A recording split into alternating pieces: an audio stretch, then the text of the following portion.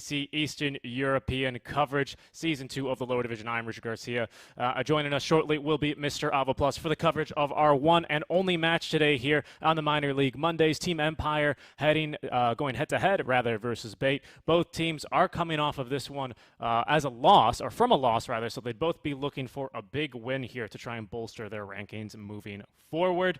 In other news, just real quick, because we are a news show, of course, Team Dragon out from the Chinese lower division was eliminated. They were first to forfeit the remaining series that they have yet to play out, and all of their past series are going to be postmarked as 0-2 losses for playing with an incorrect stand-in. That is developing news, so in case you guys are also interested in the lower division of Chinese scene, just so you know, that's going to be the first team to drop. Last season, we had, I want to say, a couple, 3-4 teams total across all the DPC lower divisions that ended up dropping. China was not one of them, so it's interesting to see that they are going to be the first this time around, and we'll be looking forward to more developments regarding this as we get more information. But speaking of information, we've got quite the infomaniac here joining us live via our studio over out in Barcelona. It's going to be Mr. Avo Plus. Good afternoon, Mr. Avo Plus. How are you doing today? Hello. Today I'm Avo Stats. Avo Stats, thank you. We're doing... Thank you. Thank you for correcting your name. So we have the lower division standings here. I know that Richie said that Empire comes from a loss, but he meant it was a metaphorical loss because it wasn't the greatest game. Of course, they did actually physically win, though. So Team Empire, they managed to beat Nemiga 2-1. It was quite a good fight by Nemiga. Unfortunately, they did not end up closing that game. But for Empire, very fortunately, they put themselves kind of close to the top of the table and also getting the one win against Nemiga, which counted for a lot. Nemiga, however, when playing against First ESL, also won their game, allowing them to still stay in those top 2 positions, which again is very impressive for a close qualifier team. Hellraisers remain undefeated. Trident Clan remain unvictorious, as we've coined that term for this broadcast. And No Techies finally won their game against Trident Clan with Fantastic 5 not doing so hot. Neither did Bait this week. As it stands right now, there's not really changing much, but we are seeing Empire catching up and recovering from the initial loss, which might put them in the top 2 positions as the season closes forward. Thank you for that, Mr. Avo Stats. Apologies, I would hate to confuse you with Mr. Avo Plus. I don't think anyone else wants to be that guy. So I do, frankly, apologize about that mistake. Yeah, very interesting. Apologies for misspeaking. Team Empire were coming off of a win. I think I had my ticker prepared for a different day. That was incorrect, so apologies about that bit of misinformation. Team Empire currently sitting in 3rd place, looking pretty good overall, especially coming through from the closed, no, not the closed qualifiers, from the upper division. These guys are. So it's a little bit more kind of where we'd expect them to be, whereas No Techies, of course, kind of trailing the pack currently in 7th and 8th position. We'll see if they are going to be able to get a little bit better, but a little bit of an interesting statistic for you here as we get to talk about the players that are actually playing today. Team Empire is actually one of the oldest organizations that have existed in Dota 2. Each team actually has a number applied to them that you can look them up for under tickets. It's what they register under on the Dota 2 website, on the roster website as well. Most teams, I believe, these days are up to something like 11,100 or something like that. Team Empire is team number 64. So they have been around for quite a long time. 64, as we all know, wait a second, there's a connection here, is the square root of 8, and they're playing against Bait, and on Bait is Dendi. Oh my god, it gets better because Dendi is one of the most tenured players that exists in Dota. This is all true, although we can't hear you on the broadcast. This is all true. And Dendi, it's funny enough, because he's actually just shy of the record of games that Team Empire currently have. They're around the 2,400 mark themselves. Dendi closing in on 2,300. It's crazy. All the numbers, they all fit together. Let's throw on over to Avo Stats to break down that amazing stat a little bit more for ourselves. 8 squared is 64. What's square root? Go back to school, Richie, please. Bait versus Team Empire. This is the rosters that we have for today, and we have some interesting storylines coming here. Not just interesting statistics, as most people will know the main player from Bait, Dendi, of course, the owner of the org as well. No need to talk about him. TSA was actually with the team last season. We're fine with that. No Fear, a veteran player from the CIS region, actually from the original CIS supports to go people like Artstyle, Goblack, and one of the best captains as well in the region. Quite respected, and last season playing with Hustlers. That's the slot that Bait actually takes for this season, and the reason why they're still here despite being eliminated last season's lower div. The newest players, Watson, we did see him in Hustlers last season as well. That's actually, according to the Bait video they released on social media a few days ago, is how got Watson. Nofio had played with him in Hustlers, thought he was incredible, and invited him back to the team. Then they agreed. And Limitless, quite an interesting player as well. Actually, not many big like performances. He actually played as a stand-in for like Hehe United. He did have like a small stint in some of the smaller CIS stacks as stand-in, but never quite got his chance to shine. However, he did play with some people like, for example, Dream back in the day as a stand-in in one of the teams that he was participating with. So he has some experience. Also with Krilat and Duraccio, which are both actually in Winstrike and PuckChamp in the upper division. So it's Limitless's turn, apparently, as he was playing with them slightly as a stand-in for like 6-7 games of small minor leagues. In terms of Empire, some of the more interesting statistics. I mean, Vanscore, you know this guy. He's absolutely awesome. If you don't, I'm sorry. He has like a little checklist of playing in all the main CIS orgs. He's played in, I mean, Navi and Empire for the longest time. Actually, he was part of the TI5 Empire, which was a very dominant time for Empire until they got to TI. But before that, they were doing really well. He's played actually for Gambit as well during a time. Not Vegas Squadron, unfortunately, and very recently Hellraisers, actually, right before he moved to Team Empire yet again, because he's been in and out of Empire for a couple of times already. Actually starting in Roxkiss as well to add that one to the ticker. So Vanscore, seen as one of the honestly most reliable supports in the region, but unfortunately not seen much success despite how good he is. Sayu, another player that's also been in Empire for quite a long time. This man actually had time on Empire where he got picked up as a tryout, got dropped to Empire Hope, then went up together with Dream back in the day, and most of that team got poached, but Sayu decided to stay with the squad. Petushar, you'll know him from J178. He was an absolutely fantastic player back in the Summit Minor. Smiling Knight, also a player that got given a chance at Empire after playing in some of the smaller teams, notably Pavaga Jr., because he's Belarusian, and Depreska with a similar history of also being a tryout during the Empire Hope Empire days, and one chance that turned into a great opportunity as they played in upper division last season. Let's go to the draft. I know you've heard the history already, but now, can you tell what they're going to pick here with Avo Plus and Seek and Strike? Thank you, Avo Stats. Shoutouts to him for his sometimes seemingly encyclopedic, or shall we say, liquipedic knowledge of the Dota 2 players and their regions, specifically on the Tier 2 considered scene. We're now live in our draft for game number 1. Oh, hello, welcome back. Hello, Avo. I was going to say, actually not on Wikipedia. I had to go even deeper. I had to find Russian websites for some of this info. Yes, you see, that was a bit of a joke considering that we don't have a Wikipedia for Dota. It's called Liquipedia. No, I get it. I'm just saying, Oh, you know, I'm just saying. yeah. I want to put out the effort I did for this. Okay, that's it. That's my story.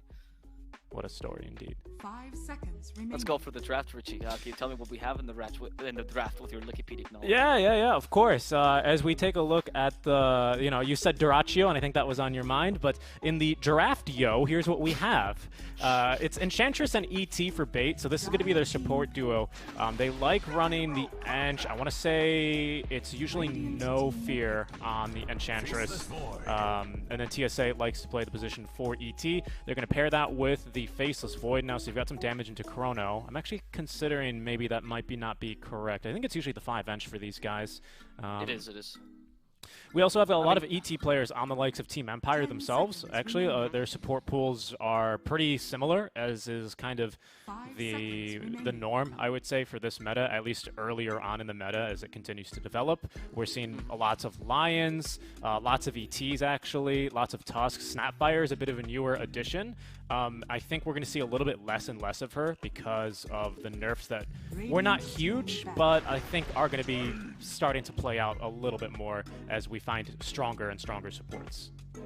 Sure, I agree. I mean, the Enchanter is surprised that it's come back into this region. She is kind of a staple of the region, particularly Mipolska really stands out as being like, a huge Enchantress player. Actually, Roger for the longest time was also a big Enchantress player because she's similar to Chen, and we all know this region loves Chen, but I'm surprised they still bring her back. I don't know if the meta is really favoring her.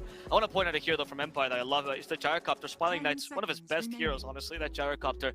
Never gets to play it though because the meta hasn't favored him for a while. This meta I thought would be a bit better. I think it's much more viable, so Empire is trying to pick it up once in a while. But I'm surprised though that they picked the Void into it. Gyrocopter seen as pretty decent hero against Void, because of the Ags and actually being able to go for the Basher build on this ranged hero, which is rare, but was seen even before the Abyssal buff, where you could blink with it.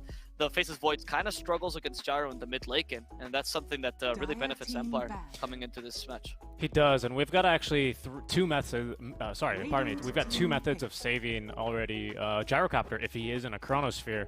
So Chronos from Watson, although it's one of his more favorite heroes, are going to be a bit difficult for him. He can't just always get Gyrocopter right on the edge of a Chronosphere, because Snapfire with an Axe can gobble him up and spit him out of the Chrono. Tusk, if it's on the edge, can always snowball and help out. Even Tiny can kind of run interference with a nice avalanche into the Chronosphere to prevent Faceless Void from doing a lot of the damage. That's not always going to cut it, though, because again, we have combos already with the Chronosphere that don't exactly 100% rely on Faceless Void doing 100% of the damage, specifically being mostly the Earth Splitter and a little bit of the Enchantress impetus damage as well outside of the Chrono. You know what the Tiny is also pretty good against the Void is that he can actually toss his teammates, Void's teammates obviously, into the Chrono, right? That's true. And if the game is going badly, he can also toss his own teammates into the Chrono if he really feels like it. But that's a great way to actually stop particularly these melee heroes that have a hard time positioning themselves around Chrono, like for example Slardar, because he wants to be able to hit, right? But as you said, you made that analysis already. It's very difficult for him to get the follow-up or for him to cut the enemy lines, and Tiny can really take advantage of this with a nice little toss. And Slardar could be vulnerable to the call down, Mortimer's Kisses, and now Poison Nova, apparently. Yeah. The ultimate counter to the Void, the Venomancer offlane. I agree. I think it's obviously a counter because Faceless Void sucks to lane against versus any melees, but it especially sucks as Faceless Void because it kind of forces you to go for a less farm efficient build. You gotta pretty much, if you want to stay in the lane longer than 10 minutes, or longer than really 5 minutes, you have to max, it feels like, the time walk, right, to get that cooldown down from 24 all the way to ideally 16 or maybe even 8 seconds so you can continue CSing. Otherwise, Veno just does way too much consistent damage over time to you. Faceless Void, it's exactly what he hates. So they're going to throw Dendi on the Queen of Pain in the mid lane. He's got that nice Arcana, so that is not a Vengeful Spirit. That is a Queen of Pain. Will be laning versus the Tiny of Depressed Kid. Yeah, that's what I was actually going to ask you right now. I'm not sure, because usually Queen of Pain is all about that magical damage for the most part. Tiny can tank that nicely, but I suppose that between the Shadow Strike slow and the fact that Queen of Pain is ranged, you can harass him physically a fair amount and kick him out of lane. I can imagine that lane does go well for Queen of Pain, at least according to Bait, right? The only issue I have is in the mid game, where you can just blink and Avatar the Queen of Pain, and not much you can do against that glow combo, and that should be enough time for something else to finish her off, right? So. Yeah, very true. And even if we're not using that combo for the Queen of Pain specifically, it's not like it's weak this game, right? We've got Enchantress who's going to die pretty much every single time Tiny looks at her. We've got ET, who as well it can be very vulnerable to the mini stuns out from Tiny, the stuns out from the Snapfire, the Tusk, the Gyrocopter. You know, very, very annoying because he needs to get a really good position in his team fights. Channeling that Echo Stomp as well in the lane for TSA might not be too easy. So I'd be curious as to what build he's going to want to go for. But we've got a really strong top lane as well, actually, against Bates. And I think that's going to be possibly one of their biggest weaknesses, at least one of the more glaring ones as it develops into the early game. Because Slardar ET is a lane that if you're melee or if you want to play within melee range, if that's your strength, these guys are going to kick your butt. But Team Empire don't need to do that. They've got a Gyro who doesn't have the best range in the game, but he's pretty good at playing in melee range nonetheless. And a Snapfire, position 5 with the Cookie to help save his Gyro as well. So it's a really, really tough situation for Bait. I feel like they tried to draft themselves a very strong offlane, and Team Empire didn't let them have it. I would agree with that, because I think Slardar can somewhat deal with a Gyro. You have to be really clever with your creep positioning and when you attack him, because the idea is you need to always have creep so you can spread the Rocket Barrage damage. And since Gyro's range, you can take advantage of the fact that if he aggroes the creep, he takes much more damage than you, right? Because you being melee if it's like a creep versus creep fight. I think there are ways to play this lane, though I do agree that it's definitely not going to be the strong lane you expected, that for sure. And I feel like there's a bit of an advantage for Empire here. I'm wondering if Snapfire will still go for a low Shredder build. Because that's the case, the Titan does not have too much base armor. Starter's fine, but Titan does kind of struggle with that build of physical damage, especially with a Gyro joining her. Yeah, that's a good point. Gyro, of course, not really famous for his base damage. In fact, most of his kills early on come from his abilities. That's why he was played so much as support in the last patch, because people were like, what if we just didn't take creep? and just or try to kill or everyone. even mid, right? Where it's Yeah. all about the experience rather than the goal. Yeah, Definitely. So I'd be curious to see how they're going to actually play that top lane, because I think if we do want to consider alternate builds, and I don't think so because Vansquez already started off with the Blightstone, maybe this is a lane where you want to experiment a little bit and go with the magic damage, right? And just go for overwhelming magic damage. I see a lot of synergy here between the Scatter Blast slow and, of course, Gyrocopter's AoE damage around him. I agree. But we'll probably see Lil Shredder. I think that's kind of the preferred build these days. What I did want to say, though, real quick, is I think, in my opinion, Queen of Pain is one of the best, if not the best rotator in all of Dota, at least from the mid lane, because she's got a way to close the gap and a great AoE pure damage nuke. And it's like, if a Queen of Pain is rotating to your lane, no matter what game you're playing, you're probably going to want to dodge that. Whereas maybe if you're playing versus a Puck, an Ember, a Storm, there's some counterplay here. On a Queen of Pain, it exists, you know, if you have the Hex or something like that, but overall, I think Dendi could have a lot of impact, is basically the point I'm trying to make here on a hero like the Queen of Pain. Of course, countered by the rotations of Tiny, who we've already kind of gone through, Dendi is going to be pretty vulnerable to the Avatos combo, so I'd be interested in seeing how Depressed Kid, if he is going to counter-rotate, you know, if Dendi's missing off the map, if he's going to TP preemptively, make these sort of rotations to try and counter this early momentum that Dendi can bring his team. I can see what you mean with the Queen of Pain. Like, she's a, if you imagine like what is a mid laner, that's Queen of Pain or Puck come to mind. You know, these are the very basic mid laners. TSA top lane. Yeah. TSA might falling here. Sayu, no tag team left. Actually, they stopped attacking TSA. The body block from Watson. Oh wow. I mean, they don't deserve this kill. They do not deserve. They stopped attacking TSA to attack Watson instead, being super greedy there. And TSA survives towards the end. Nice body block by Watson, utilizing the vision there effectively, right? Because he blocked their vision as he went to the trees. Really smart. Yeah, very nice. Yeah. But back to traditional mid laners, right? Yeah, so the Queen of Pain being a traditional mid laner, much like Puck, right? I would say that Void Spear might be a better rotator than her, because he has everything and more, I'd say. Like the upgraded version of a Queen of Pain. But I agree with what your point is. She has a little bit of everything, always useful in any stage of the game. Has really nice flexibility as a hero. I think the Axe build's honestly quite viable occasionally on her nowadays, which helps her cut lanes and, you know, be more defensive. I do like the pick overall. I just see the Tiny as the potential counter in the mid game here against this hero because of her lack of survivability. I think Puck is better in that regard. TSA getting clapped by the Hellbear Smasher there. He was going to try and run after Sayu, get some damage in, but I think with 130, he's not going to be too interested in that tag team back up in 10. No, I think you make a fair point. I think Void's up there for sure.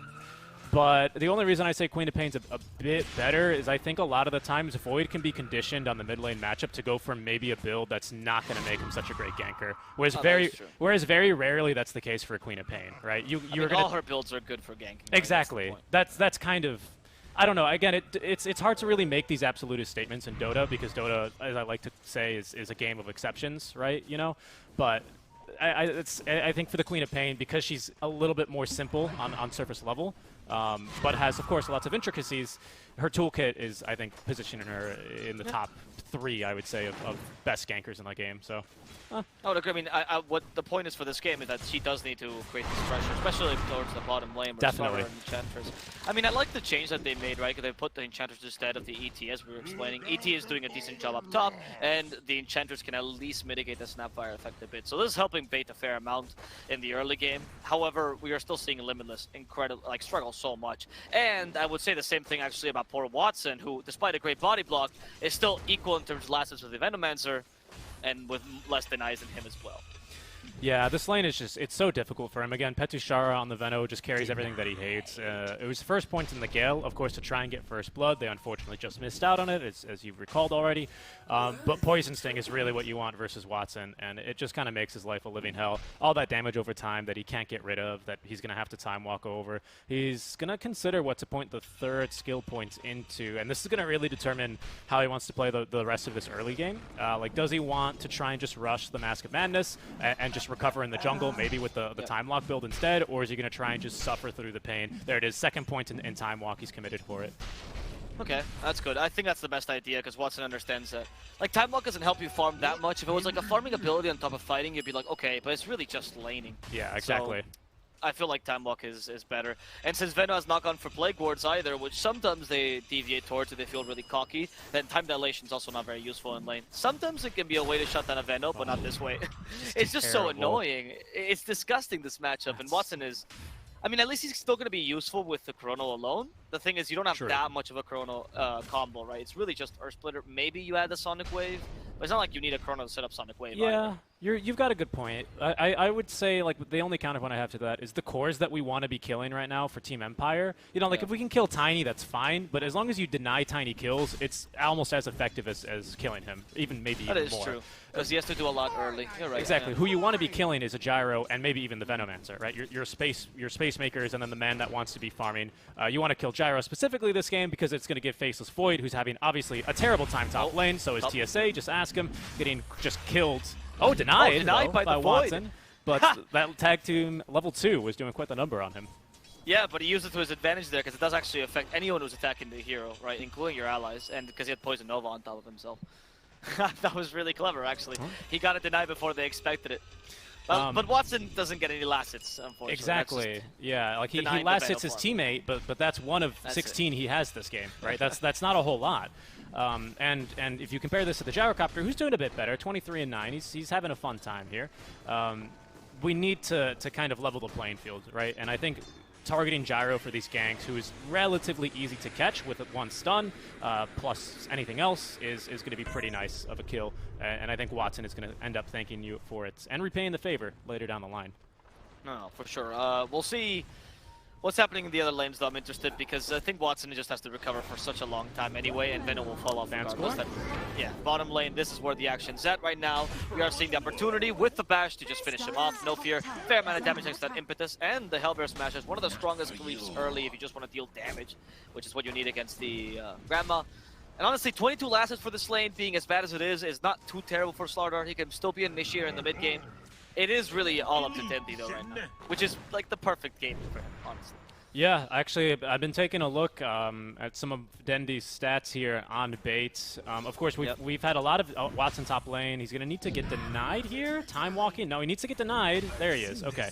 TSA will happily come in as Dendi's ganking bottom very quickly. Dendi on bait so far has something like a 23% win rate of all the matches played. Of course, he's been on every single iteration, but the games that they win, he usually is balling out of control on. So you could use one of those games as he'll try to go down bottom, but the cookie out from Vanscore is going to give enough space for Smiling Knight to dodge anything in incoming. Here's the press kit with a counter rotation, just looking at No Fear, running for his life as the crush will not connect onto anyone. No kill there with the homing missile, but the press kid will toss the tree and find a kill. Dendi still holding on to the Sonic Wave here, but no one really within the kill threshold, so he's not really going to be able to get anything here, unless Limitless can make something happen. He's trying against Vanscore, but Vanscore cleverly cutting the trees appropriately there. Sonic Wave for the Gyrocopter, and okay, that was way too close for him. In fact, Slithering Crush available for Vanscore. With the creeps, they're going to finish him off. They overstepped their boundaries, and Dendi was just patiently waiting there, hoping to get the Gyrocopter kill. Not bad, actually. Nice little rotation at the end as they do manage to get the carry, which is what you were asking. However, Tiny does get a kill, which is worrisome as he now closes in on the Blink Dagger. Exactly, because as soon as he does get this Blink Dagger, it makes your game a lot harder to play. Dendi even, especially for him, right, is going to be possibly in the line of fire very constantly. Smiling is going to TP right back bottom. They can hit him with a root, though. Limitless underneath the tier 1 tower. Got good damage, good cookie there onto Dendi, who stuck around. Isayu was trying to rotate from behind, but Dendi with the TP forward. There's the kill onto the Gyrocopter, and he gets the TP out in time. Vanscore having missed the cookie, and Seiyu too late, didn't have the vision for the snowball. And they will not be able to punish Dendi. Nicely done. A second kill on the Gyro. He's going to have to make the walk of shame back to the lane. Yeah, No Fear though. What's going to happen to him? Because he's also in trouble. Never mind, no bash. Just literally whacked that Grandma in the head, so you might be in trouble as well, as there's the Curse of Haste, the bash. Just one more hit will do the trick. Goodbye to Sayu. Tiny still have a toss, but no Ava combo to go with it. And Starter just sees the opportunity. In fact, no way, Limitless. This might be a bit too far. Yeah, you need to back out. It is a Tiny. As soon as he gets Ava toss back again, he's dead. So, and keep their distance and walk away. That play by Dendi, though, I feel like he did, because of the tip, I feel like he said, did you see that as he TPs out? Because that was quite incredible. I didn't think he was going to live there. He got the kill and is playing aggressively, so it's a worthwhile trade. But being able to live from that is huge. Yeah, and furthermore, he forces Tiny to stay bottom, right? Because now Tiny has got business being down bottom to make sure Gyro gets farmed, freeing up Dendi to just farm very easily here in the mid lane. Might consider pushing it a little bit, but the ward's going to scout Depressed Kid coming back over to the mid lane, so he's probably going to go ahead and take it easy. Farm something else as, pardon me, looks like he is going to be going for the first item, Orchid. Okay. All right. What do you think of this? Orchid? I don't see... Yeah, because I don't see anything that's like, wow, I really need to silence that immediately. It's nice for the Tiny if you can jump him, right? Because then it kind of stops your counter initiation. It's Same nice with Gyro. Same with Veno, I would say, right? Because if you want to blink onto a Veno before you can get the Gale out and start a fight, you know, I see the Nova. The Nova, thank you. Sorry, yeah. I can imagine that. I mean, I just don't see it as like the biggest item for Quap, and I'm also thinking, what else will she build, right? Yeah, like, it's nothing that's like special. Not really a nice Yule's game. Just kind of sets you up for everything, right? This game. Yeah. TSA in the top lane, by the way, has a stomp here. We'll stop Petushara for a second. I think he might still be dying. Yeah, he's gonna need to Void's get denied. coming in. Watson's like, no, come here. They're denied. They're denied against Venomancer, and that's not a very fun Veno timing here for him. He's got the Urn. He's had the Urn for a while, just hasn't been able to find any kills. I mean, he's had Urn for so long and no charges that he's even gotten out the Vit booster. So, you know, he might even just... His first usage of this item might just be the full Vessel. Vanscore top lane. Nice cookie there to get the stun onto Limitless. TP is coming courtesy of the Tiny. Toss into the Avalanche is going to be enough damage for the kill. I should say Avalanche into the toss. It's going to be enough damage for the kill. There's two ways of actually playing that combo. It's important to know both, because Avalanche does deal more damage, but if you want the longest stun time, it is better to use Avalanche than wait and then go for the toss afterwards. Or even toss initially, then the Avalanche if you want to maximize cooldowns. Tiny does have a little bit of intricacy once you get into, before you get the Blink Dagger.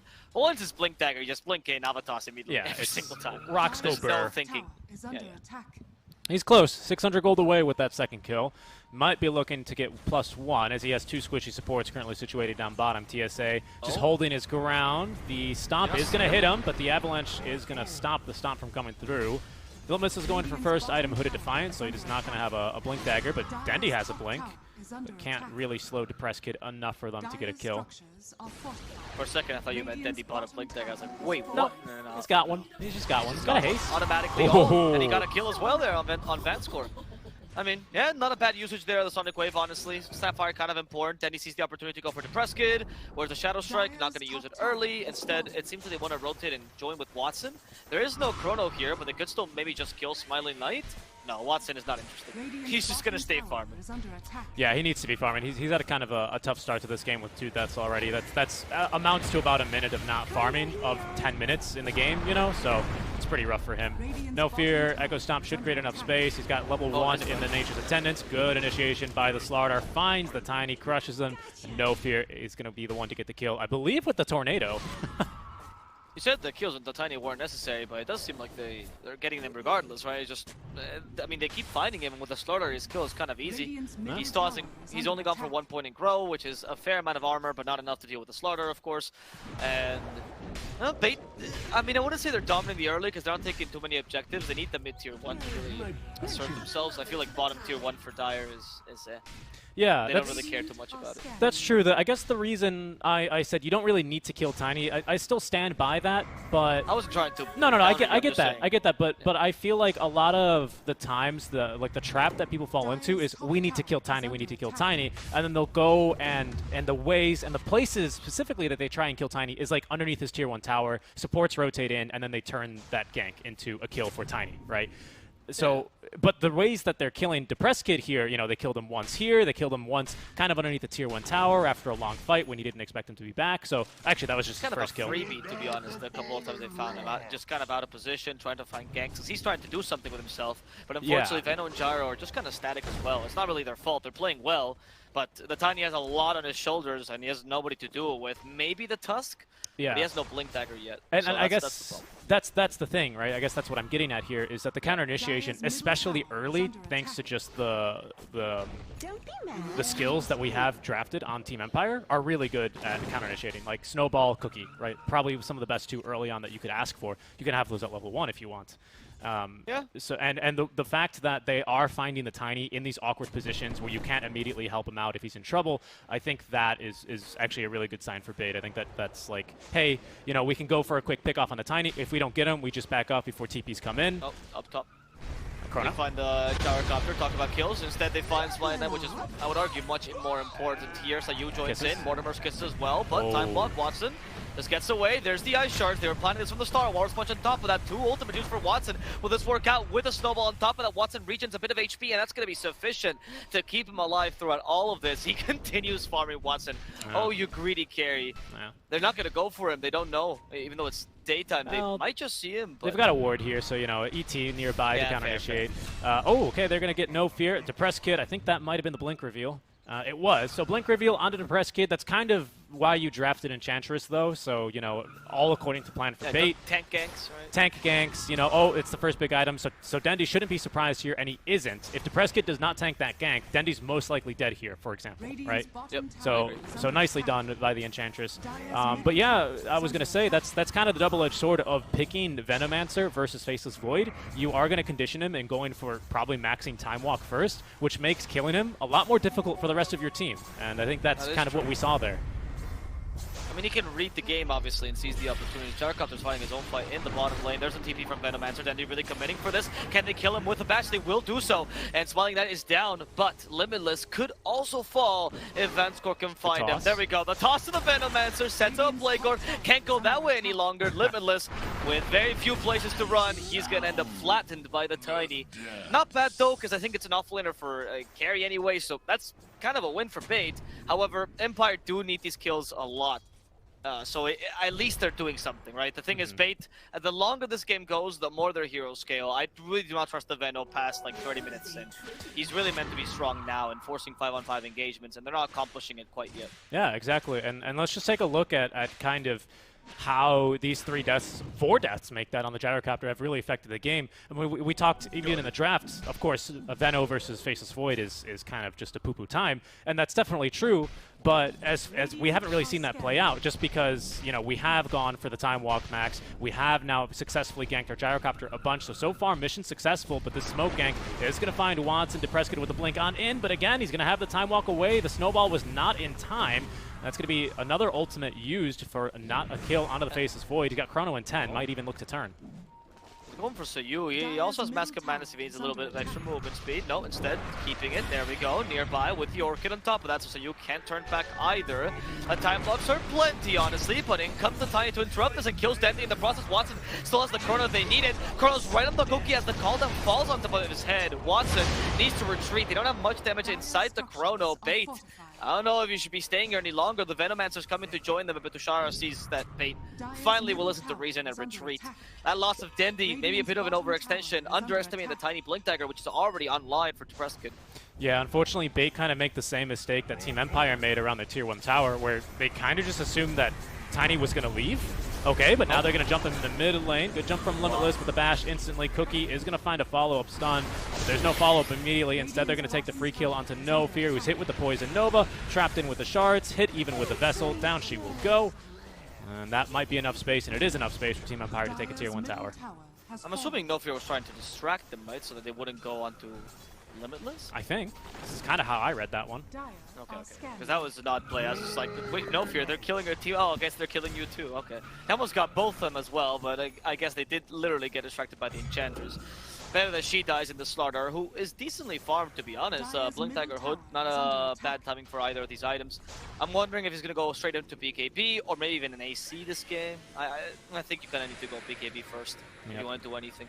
They're after Dendy in this top lane with the homing missile. Limitless is here to try and counter-initiate. Sayu might have gone a little bit too aggressively here. He will not die yet, and actually Depressed Kid with the blink, thanks to the vision from the homing missile, gets the kill onto Dendy, but they're fighting beyond the Tier 2 tower right now. Kiss is raining down, though. Are going to try and nuke down TSA, but he's now within the range. They're going to focus instead on a Limitless. 2 heroes still asleep, now having woken up, are going to look for blood, as Faceless Void is actually going to show up for the fight. There's Limitless with another stomp. They're going to buy back now on Dendy, who does have the Sonic Wave at the ready. Petushar is going to go for the TP out. He will be allowed to leave, as there's going to be the Orchid onto Smiling Knight. Limitless with another blink on in with the bash, has him locked down, and that's going to be more than enough damage for the Gyrocopter kill, going on the way over to No Fear. Team Empire still sticking around, maybe looking for a couple of exit frags, but they won't find any. It's going to be a 2-for-1 trade. Once again, just dropping the Gyrocopter. I feel like their Empire, does understand when to fight, because they were fighting when Chrono was down, honestly, so it's not a bad fight, but then they overextend every single time a bit too much, right? And they really try to force fights. Like here on Dendy, It'd be a good idea, but now if they TP in, you retreat. Okay, see, this is the right play. Earlier, when I saw the Gyrocopter diving past the tier 2, it's kind of unnecessary. Maybe they just feel really pressured to do something. That's why they're going the extra mile here. They're soon going to have a big timing on Petushara. He has Spirit Vessel and Garden Greaves. This might help him just force these objectives and even dive a bit more reliably. I mean, like, I see that for sure. Like, you look at, like, I think if you could, like, look at everything at once, right? We go, okay, well, there's no Chronosphere. We know that. Tiny is kind of at his peak right now. He's, with Blink Dagger, just getting kills, again, onto No Fear all day long. There's no BKBs on any of these cores yet, and we have vision on Dendi underneath their 2-2 tower. Like, I think you add all those things up. Okay, the Chrono is available now for sure, and they will kill the hero with the highest net worth on the Empire stack, so not bad. I mean, Watson takes that kill as well. It's going to help him recover a bit. It's a decent use of the Chrono. Depresskit still wants to fight this. Has a Blink Dagger in the ready. Slaughter in the similar position. It is nighttime. Oh, they see Vanscore, and that should be a kill on Vanscore thanks to the York, and he can't get away. Depresskit hoping to reinitiate, but going back in time, because otherwise Peg would have taken him down as well. Empire needs to take it easy for a while until Veno respawns. Yeah, definitely. This replay is going to be of their dive top lane. But yeah, I mean, it like I was saying, it looked good for them. I think, like you said, they understand when they needed to fight. Because, again, Tiny's kind of at his peak. Gyro is a bit weaker, but he's still strong with just experience. Again, back to your quip about mid lane Gyro, just needing the experience. But, yeah, just a little bit too aggressive. And Dendi buying back there, I think, it does end up being a little bit worth it. Especially because he's not died yet, but they are smoke ganking on over to him. You might not know, farming where the tier 1 used to be. Say, Smoke's going to break. Depresskit with the jump on in. Snowball. And the Walrus Punch to secure the kill. Dead for 75 seconds now. Yeah, okay, so I Caster's Curse Dendi. My bad, everyone. But a good kill for Team Empire. Yeah, that was a great kill for Team Empire. I mean, this is awful now, because Dendi is... Like, without the reliability of Dendi as your secondary core, then Empire's draft actually not looking that bad, because honestly, they're pulling off a really nice tri-core here. And Tiny can eventually turn into the secondary carry that you require. It just so happens that Pina has a smoother transition, but not if she falls behind, right? Like, she needs to keep putting the pressure up. It should be her moment to do so as well. With BKBs coming up on her, also one on Slardar, they're still halfway through, and Watson trying to finish that Sanj. And not a very high net worth game though in general. And dare I say that that's kind of a common situation I feel like we've seen from Dendi, even in Season 1, right? Like, if you recall last season as the puck pushing to the Tier 2 tower and then just getting hexed and killed by the Shaman, basically. You know, that's something we have seen from him a bit. I mean, it's good execution from Team Empire, right? Dendi's not just falling into their lap right there. It's a pretty reasonably safe place to farm. But a good catch by Team Empire, and they're going to utilize that dieback penalty to secure Roshan. Aegis now in hand for Smiling Knights as he's going to continue farming up. He's almost at the Ags as well, so that'll allow him to deal with the Void. I wonder what the build is going to be after that. Like, does he go for SNY and tank up, or even... Actually, Scotty's a really good idea, because it would reduce the attack speed of the Void early. Yeah. And also it would help you tank up against him, so it's like best of both worlds there. Or a BKB. BKB is always nice, though. I think in this game, if you're Empire, BKBs are just not that useful, honestly. Most everything they have pierces BKB. Yeah, I mean, I guess it allows you to ignore Echo Stomp, but that's basically it. And the Slithering Crush, to be honest. And Crush, true, but not Bash, right? Which I feel like is a bit more relevant. I agree. So yeah, I get that point as well. I don't know. I feel like I like Manta actually on him to dispel the Corrosive Haze. On the Gyro? I think it would be nice. Yeah, on the Gyro, because good buff for ranged heroes as well. So yeah, I wouldn't mind it. I like the sound of that. And then into like a Scotty afterward for like full stats. I like the sound of that. He might just... Yeah, I mean, he's got to decide now, though. He's going to go Satanic. Okay. Oh, okay, that also does a spell, actually. Yeah. So, you know, I agree with that idea. Yeah, that's the same logic, except this one will just give him full tank ability.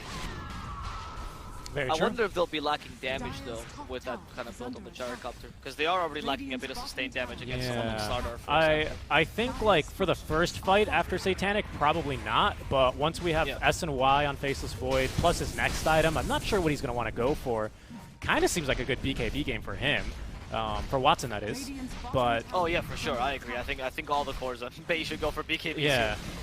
So I think pre-BKB, Satanic is going to give you the survivability you need, and probably just enough damage. But I agree with you. Once these BKBs come out from bait, he's going to need to get a +1 item, and I think that's maybe where he goes back for the Eye of Scotty. Of course, keeping in mind that Van Score, as all position 5s mostly, or the offlaners are doing these days, has the Solar Crest, which is going to significantly increase the damage for the Gyrocopter, so gives him a little bit of a wider window here for him to be a bit more impactful with this Satanic, and he is playing still with Aegis for the next about 2.5 minutes.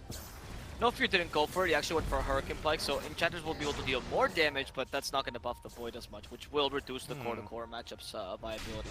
He's just playing old Enchantress. I guess he Caesar still has the Nuker in the mid-game, which hasn't been too popular. They're trying to initiate here onto the Gyrocopter, but those Ice Drops covering actually really nicely. So that's going to prevent Slar from just walking in, bashing in, Slithering Crush. He doesn't want to waste his Blink Dagger in the initiation. Yeah, that's not a very wise jump to make, because if you wake up Smiley Knight, he'll just retreat behind that little enclave that they've made for him, and Slaughter can't chase him. You can get the bash and the initial stun, but he wouldn't be able to do much of else. Dendi is trying to finish farming his BKB, as he's currently in the enemy jungle. Tower. Yeah, they look like they are.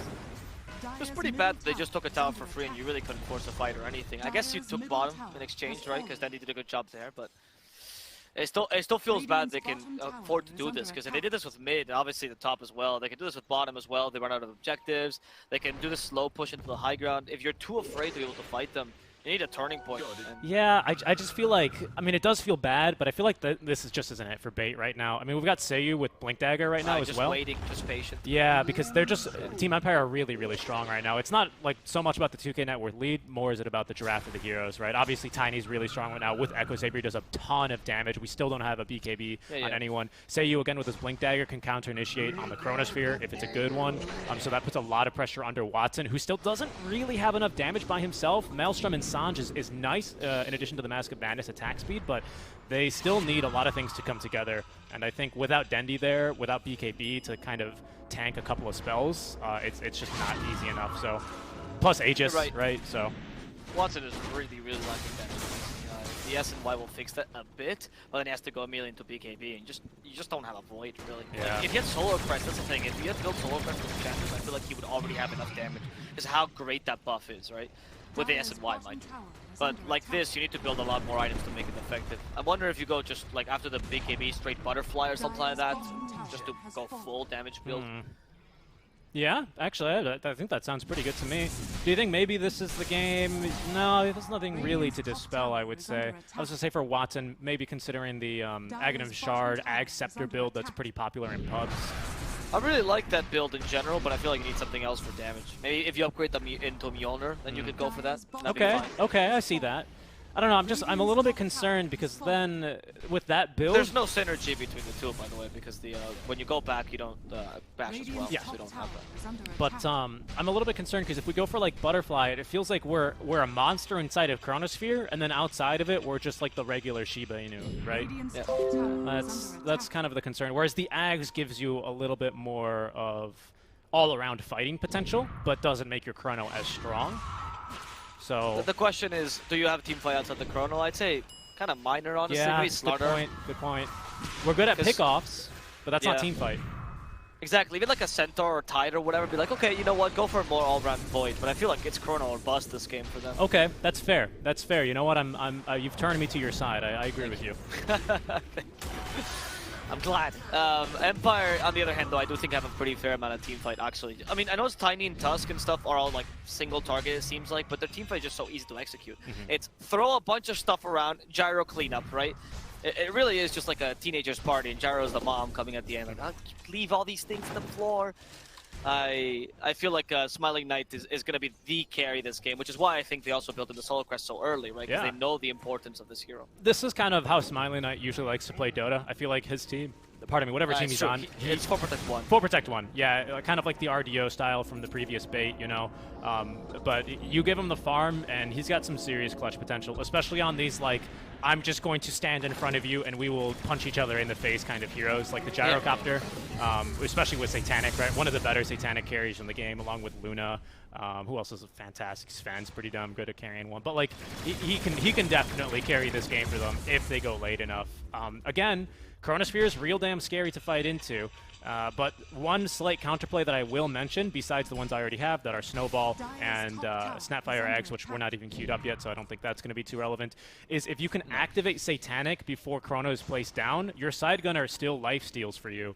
So that could maybe be enough for you, especially with the Paladin Sword, for you to just stay barely alive in a Chronosphere. I'm not sure, but I'll just say it for consistency's sake.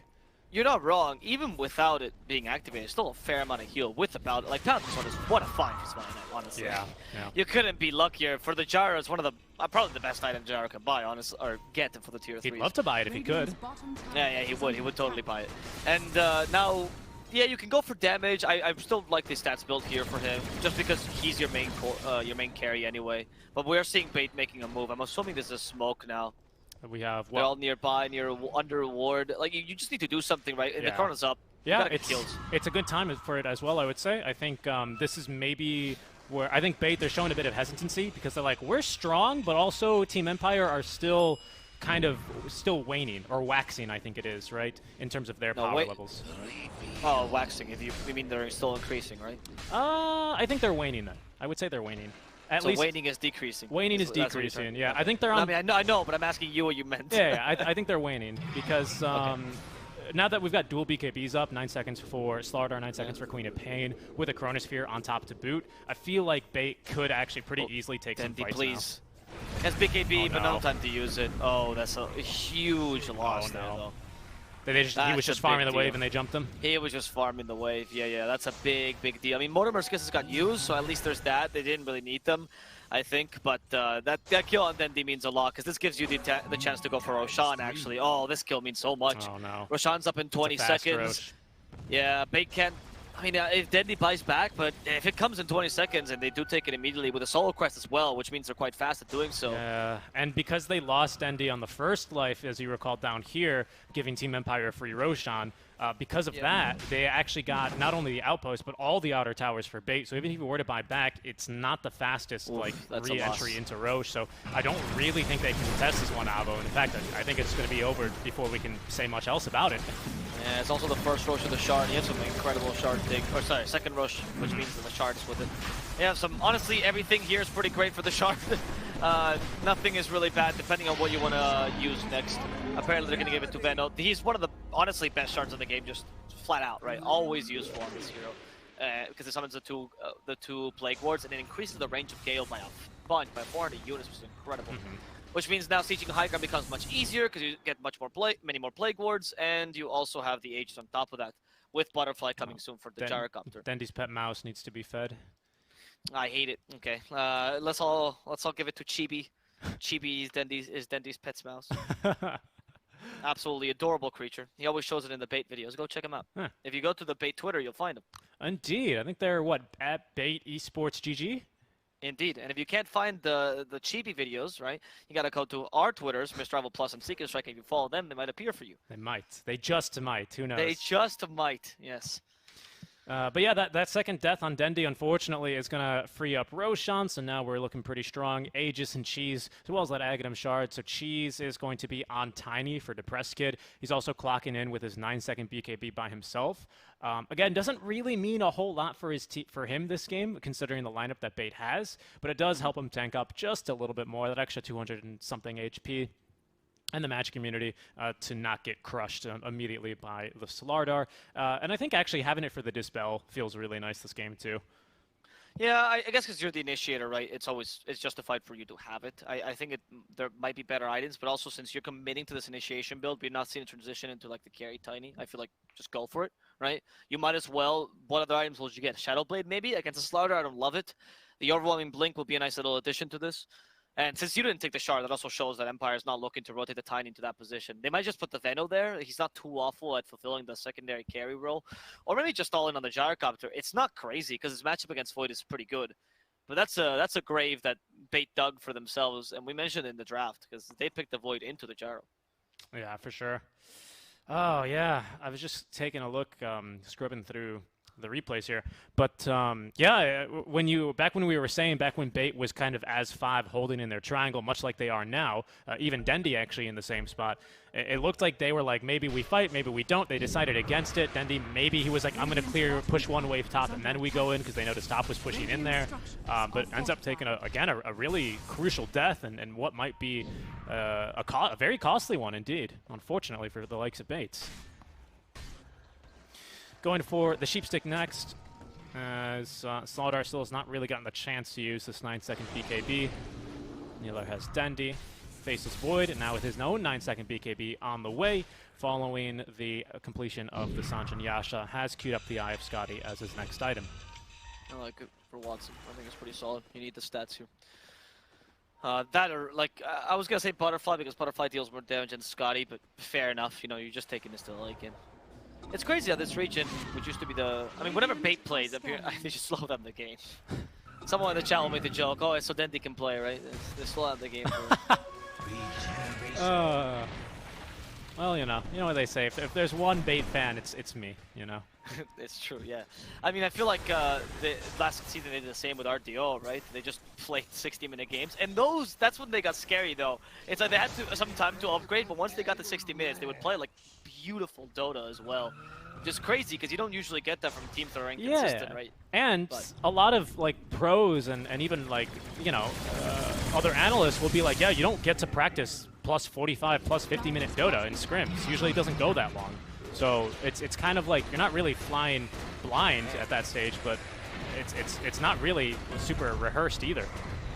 No, but you know, Dendi's played every composition Dota mode match at some point. I wonder if he has. Because what? Now there's I mean, obviously there's a couple of heroes that you haven't played with yet, specifically Dawnbreaker, but it's a big number. There's Chrono available on Watson, by the way.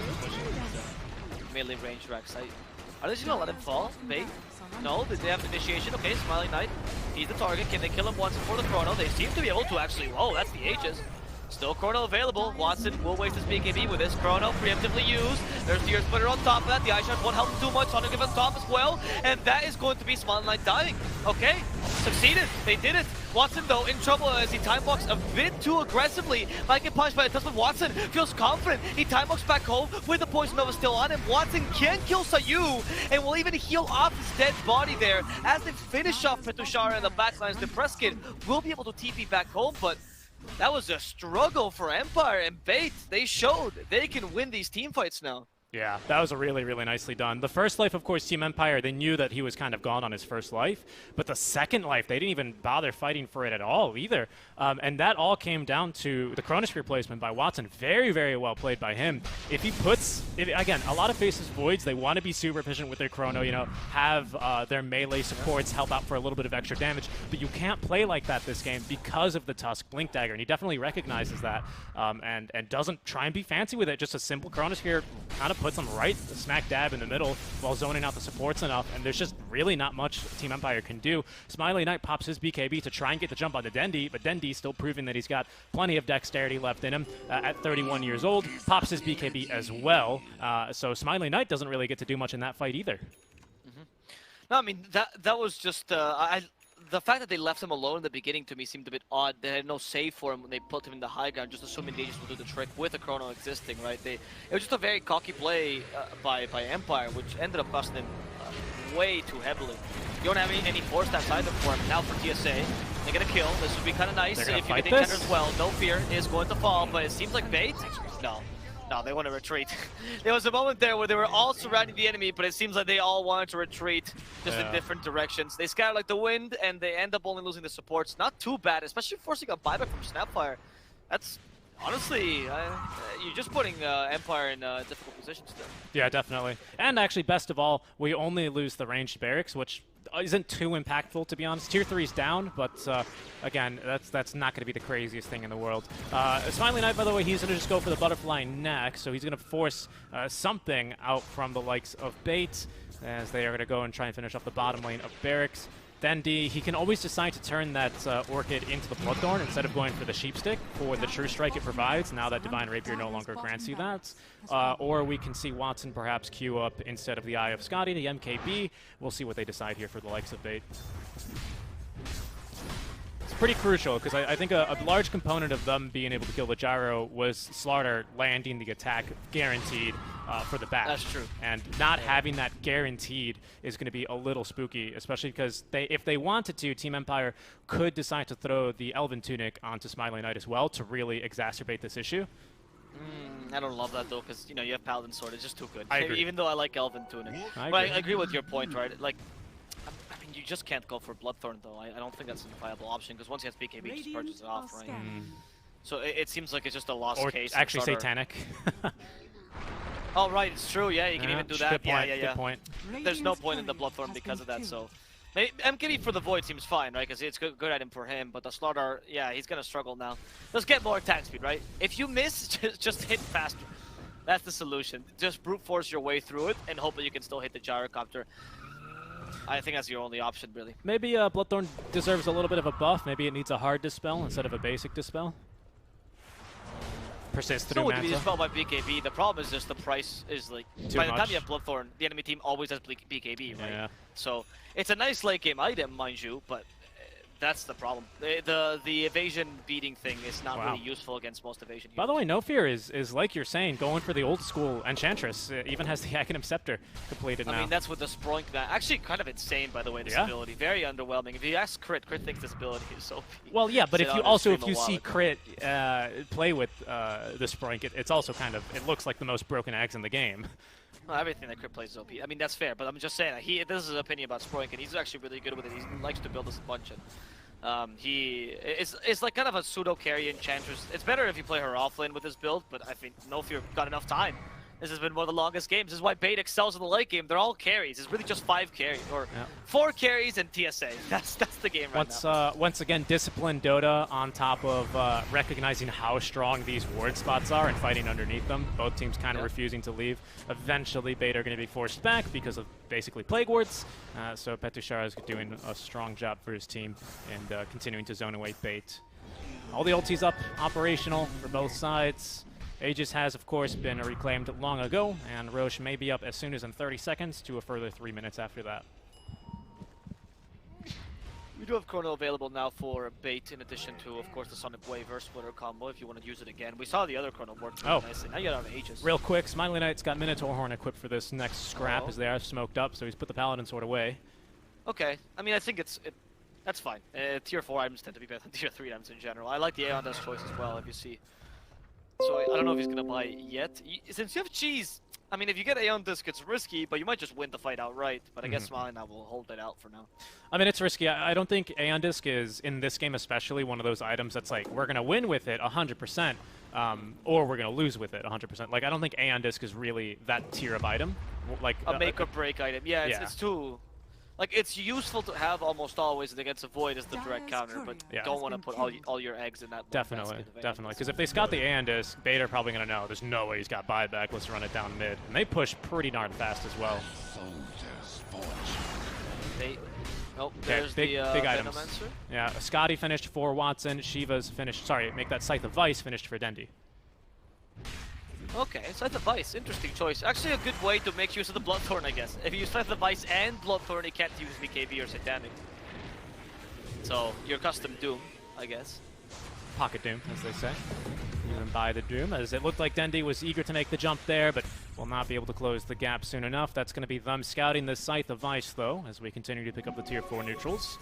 We've got all 4 of them now for the likes of Team Empire. Then no one's holding on to the Telescope, nor the Penta Edge Sword as of this moment. Whereas Bait are... Oh, nice. Telescope is going to be nice to have for this Enchantress. And then, is that Trickster's Cloak? It is. And then finally, the Illusionist Cape for our Faceless Void. Okay.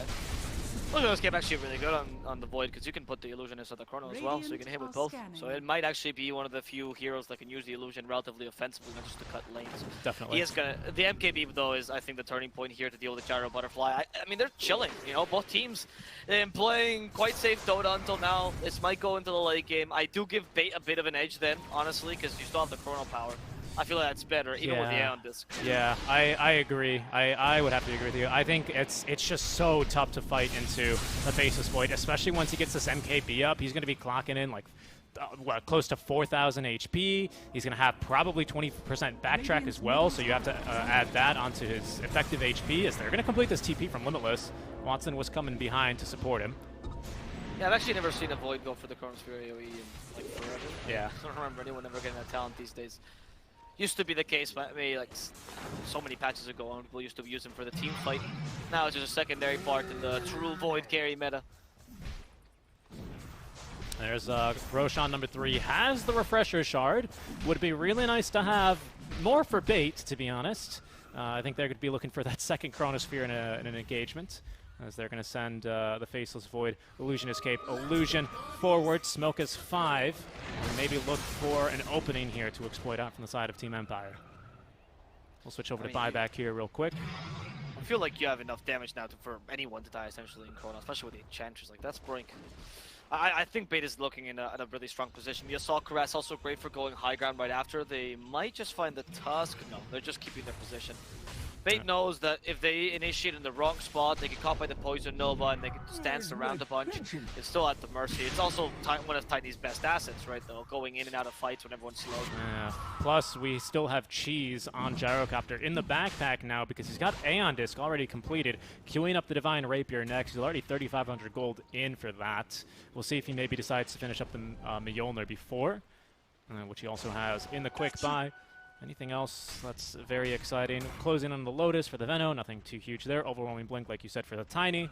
Going for Daedalus next on him, as we're about to have buyback come off cooldown now for Vanscore, who did use it a bit earlier on. So far that's gone relatively unpunished. It's a pretty slow game this one's turned into. There's the Sprunk in action, nuking the creep wave, in case you haven't seen it before. Yep. Oh. The press kid looking to find Dendi. Can he find him? Do I have a Hex? Oh, Dendi? No? Alright. You could have just Hexed instead of BKB, but I guess... You know, Dendi has too many seconds. He has to shave off seconds to the BKB. He doesn't need that many. Yeah, he doesn't need that many. He's going, you know, back in my day, this used to be 10 seconds. All the time. I mean, I think he just BKBs there because he doesn't know what's coming after, right? That's kind of the scary part. Fair. That's true, yeah. Because obviously you don't have information where the rest of the team is. Yeah, that's true. Because they're both insta-cast, right? That's the point that I'm trying to make here, as all items share the same cast. Yeah, but of course the Hex, while it'll stop a Tiny, you know, a BKB is going to keep you safe from maybe a Snowball that's coming. But of course, no Snowball was coming, but Dendi couldn't have known that, as I think we bought another item. Yeah, so Depressed Kid now has the Crystallis, so he's going to be looking to try and crit a little bit more. Not to be confused with the player or the other player, Crystallize. Two very different players. And one item. And he snags the regeneration rune as we've got just so many Plague Wards just chilling in the Roche Pit right now. Down bottom, they have found one. It's Limitless. Pops the BKB. There's a Snowball this time, though. Depressed Kid is not going to get bashed, and the Snowball's all into the creep wave, so just a little bit of saber rattling down bottom.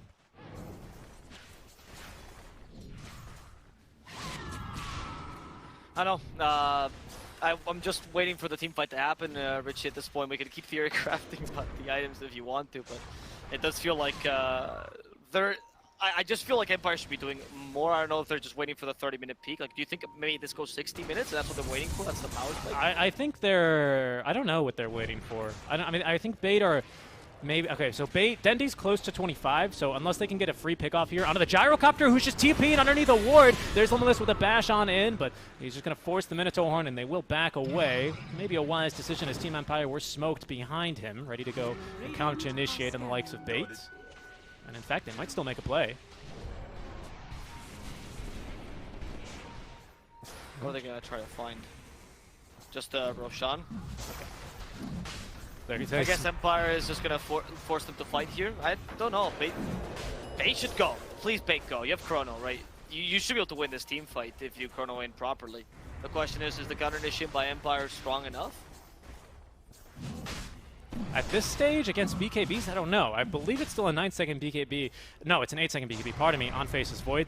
They last used a 9-second BKB when they defended bottom tier 3, which is now gone, of course. That was, what, maybe 20 minutes ago? So some time ago, of course. Nothing else too major here for the items. As they're just kind of tickling Roche, but Watson sending his illusion just to make sure that they're not going to really commit. Finally the tier 1 mid lane goes down, by the way. Smiling Knight is at 25, so he's got global cooldown. That's why global cooldown, sorry. He's used that already a couple times, and actually has finished up the full Mjolnir before the Divine Rapier. Still chilling in the quick buy for him. So I think now they're actually going to really commit for Roshan. Dendi has shown bottom. He's going to have to make his walk actually all the way over here, and I don't think he's going to be here in time. Okay, now they're going in. Overwhelming blink used by the press kit. We do have the chrono ready. And the Aeon Disc is in pop. That's perfect. Now you can use the chrono. There we go. Spoink inside it.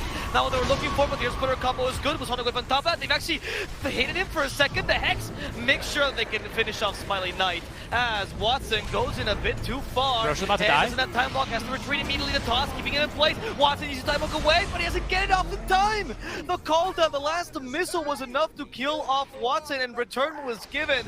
Smiling Knight avenging his own death as TSA falls together with Watson here. End up being a pretty decent, well, actually kind of even, because Bait did take Roshan though before they died. Dendi has the Aegis, so it's not too bad in that sense. Yeah, kind of 2 mini fights broke out there. Petushara was able to hold back the majority of Bait as they were finishing up Roshan. Unfortunately, Poison Nova does fully affect Roshan, so he kind of contributed towards Bait being able to finish Roche that much quicker, while Watson kind of gets stuck into the enemy triangle. Couldn't really get that second kill onto the Gyrocopter as he was hoping for. Kind of got kited out by Depressed Kid and Seiyu as soon as BKB was up. Really impactful E-Blade as well. Prevents Smiling Knight from dying inside the Chronosphere. They actually have to commit a little bit of extra time just to kill him after Chronosphere ends. Fortunately for them, doesn't really get much else accomplished with his first life. He has bought back here, along with Petushara, as Wordless jumping right back onto the Roshan, or onto the Gyrocopter, who does not have Aeon Disc yet for another 20 seconds. Wordless though in some trouble, gets a Force Staff out from No Fear, as Dendi, now level 25, starting to dish in the damage along with No Fear with the Spoink. Out of mana now though, as Dendi will make the jump in. Prescott just going to go ahead and BKB, TP out right on the high ground, as the cooldown was there to slow any attackers willing to chase. They did buy back there on the position 4 ET. Other than that, nothing else really majorly used. And we still hold on to Aegis and Cheese on the side of Bait, who's got this Refresher Shard. I mean, holding that was a huge win there for Bait, honestly. If they had lost the racks there, I would say that would be Empire taking advantage of the buybacks a bit better. And of course, take it, like, despite you winning the Roshan, doesn't really matter because they took your racks. But in this case, since you managed to at least keep your racks up, and because you keep the Aegis with you, now Bait can make a big play and hopefully kill the Gyrocopter, who has no buyback as well. They just need to find a way to bait out that Aeon Disc. Nullifier for now for Slaughter. Okay, interesting choice, I guess, against the Ghost Sensors we're seeing, particularly the Venos. Yeah. And also dispels the Force Staff midway as well, because now it's constant dispelling, so Force Staff becomes useless against the hero with Nullifier. Dendi is going for a Refresher Orb, by the way, on the Queen of Pain. Yeah, I guess double Sonic Wave. What I don't really understand is why you would want this over, say, an Ags, but maybe you want the double Hex and Orchid on top of that? It does Refresher also refresh your spell block that you have now with level 25? Actually, that's a good question. I'm not really certain, to be honest. I'm not certain either. I don't know if that's really why he bought it. I believe it is for the Sonic Wave, maybe the Blink, and especially the BKB and the Sheepstick. It's probably for the items, but it's something I'm curious about now, because I don't know if I've really ever seen Refresher on Queen of Pain, at the very least, not before an Ags. Yeah, me neither. I am surprised with that. I mean, there must be a reason, of course, for it, right? I think that the impact of the immediate double Sonic Wave might be where his logic is lying, and double Hex as well. I mean, until now, I think the build is pretty solid by Dendi. Instead of becoming the secondary carry, just the utility, and he's let Slaughter become the damage dealer in general. He has it locked, but I mean, he doesn't have buyback, so he's probably going to disassemble it once he reaches the relative safety of his team. Sorry to interrupt you. That's fine. The Rapier is not true strike, but still the damage is huge for Void. And since damage now links to your survivability against Satanic, I think this is... I mean, you just need to do this. You want to close out the game before this becomes impossible for you. Yeah, especially now with 2 Chronos you're fighting into. I don't know if even that's going to be enough, as there's Bloodthorn, so we can kiss goodbye to all that evasion that we have now for the Gyrocopter. Of course, he does get 1 refresh, one hard dispel thanks to the Aeon Disc. However, of course, now that we've got the Refresher for Dendi, perhaps maybe this is kind of what he was expecting, and this is the reaction. Yep. Smoke plays. Dendi just kind of farming down bottom. Can teleport 6-second TP to the outpost, as he does not have Boots of Travels. Rocking the power treads with Aegis. As actually Dendi may be baiting himself here. The rest of Team Empire running through their jungle, trying to connect. Aegis, though. I think it's actually... Maybe actually it's BKB. Oh, he does. Preemptively, they go for the gyro, the Hex. You do have the refresher for a second Hex. Even if you got the spell, didn't really matter. Smiley is dead. Wow. That was quicker than I expected it to. Smiley Knight can't stand a chance if he's out of position. Dendi actually baited them. Yeah. That was really well done. I thought... I mean, you have Aegis, you have the BKB, so most likely you survive that, but I didn't think you would get the gyro out of that initiation. That's no buyback on Gyrocopter either. Yeah, it was a huge pick off there. They got the ward, and unfortunately, Team Empire, they would have been able to preempt that. Oh, they did have a sentry here, so they probably knew, and I think everyone but Smiley Knight seemed to get the message. Luckily for him, he didn't actually complete the Divine Rapier. He didn't unlock it, so he didn't feed the Rapier or anything like that. It's not a 12k net worth swing, nothing crazy, but now Bait, they know there's no buyback on Gyrocopter for a while here. In fact, another couple of minutes, as that's going to be Watson almost dying here to Tiny with the 3 tosses that he now has. So far, okay. I was just Nullifier really putting him down quite easily. We didn't have to use even 1 Chronosphere, and mind you, we still have 2 for Watson. He tries to time walk the Cookie Stun, unfortunately. Can't get that one done. Dendi jumping on in with the Hex onto Depressed Kid, just being a bit annoying for now. Depressed Kid now with Daedalus, by the way, so can pump out a lot of damage, especially with the overwhelming blink that he currently has completed and has had completed for some time. Mid lane of Barracks crumbling to Bait, however, as Empire not confident fighting all the damage of Smiley Knight. So they swapped positions here, except that this time it's because, of course, the absence of Smiley Knight. Thank God he didn't complete his Rapier actually by that death, otherwise that would have been death. Depressed Kid, okay, walking in, sees the opportunity, can he kill Dendi in time? Dendi, ooh, the blink gets him away, thanks to the BKB, he doesn't take the toss damage either. They go back in with the Chrono just for the tiny Sonic Wave on top of this, and they will, no, they'll save him with a Gobble Up. The Sonic Wave actually put him close enough, he'll die inside Snapfire's mouth. The Preskid wasn't able to survive that as he just pops out and dies immediately. Buys back to try to fight against the Stardart. The BKB's been set. Mortimer's Kiss is no longer hurting him. No Fear can tank this nicely. And they've already taken the melee racks. Now with the ranged, they can walk out. They just got a huge bounty here out of this team fight. Yeah, that was absolutely huge for them. Gyro's respawning. Still has not unlocked the Divine Rapier. I mean, at this stage, I don't really see a reason why he hasn't. I guess he's got buyback in another minute, so he can still hold on for that. But Bates, again, like you're saying, taking a huge opening here. That's 2 lanes of barracks for them. They get all the tier 2 down, all the tier 2s down as well, because there was just the top one remaining. Tusk, go ahead. As I say, you think Dendi named his team Bait because that was its primordial strat. That was the idea behind this team. I'm just gonna do this, and that's how we're gonna win every game. Because these Baits have pretty much literally given them the lead. Like, it's honestly been Dendi's just playing super aggressive out of position, his team ready to initiate every single time. It's been incredible. Yeah, I mean, you're not wrong. Depressed Kid thought he could really nuke down the Queen of Pain. Maybe if he rolled a little bit higher on the crits, he would have had the kill, as Dendi's going to silence Bloodthorn even himself. But in exchange for this kill onto the Tusk, who is just dying to the shots of Impetus out from No Fear. Okay, Watson has Chronosphere number 2 ready to go, but Smiley Knight with Aeon Disc, as well as now the Minotaur Horn completed, still has not unlocked the Aegis, but they're going to make a play for him now, trying to give him every bit of survivability they can, but he's going to go down regardless. Too much damage into the Chronosphere. No saves there for him. He's dead for another 90 seconds. Depresska doing what he can here, trying again to snipe the kill onto Dendi, but he proves to be too tanky. Pops the BKB, turns. The Earth Splitter whips, as will a Sonic Wave, but Sonic Wave at least connecting onto both supports, who are now getting Fountain Dived. Careful here, faces Void. Watson, though, is going to force the GG out from them in the Fountain, as it will be game number 1 under the belt of Bait. That was a very good game by Bait, I'd say. I mean, mind you, it is, like, if we look at the previous iterations of this team, it is the style that they like playing the most, which is where they managed to get into the late game, and they just played a solid game once, like, 40 minutes passed, and they really did. This time, I do think that Empire gave them a fair amount of opportunities at playing this late. They just kind of made a couple of mistakes that were very crucial. Dendi did force them to play make a couple of mistakes there as well with its baiting, so you could argue that's also kind of Bait's prowess.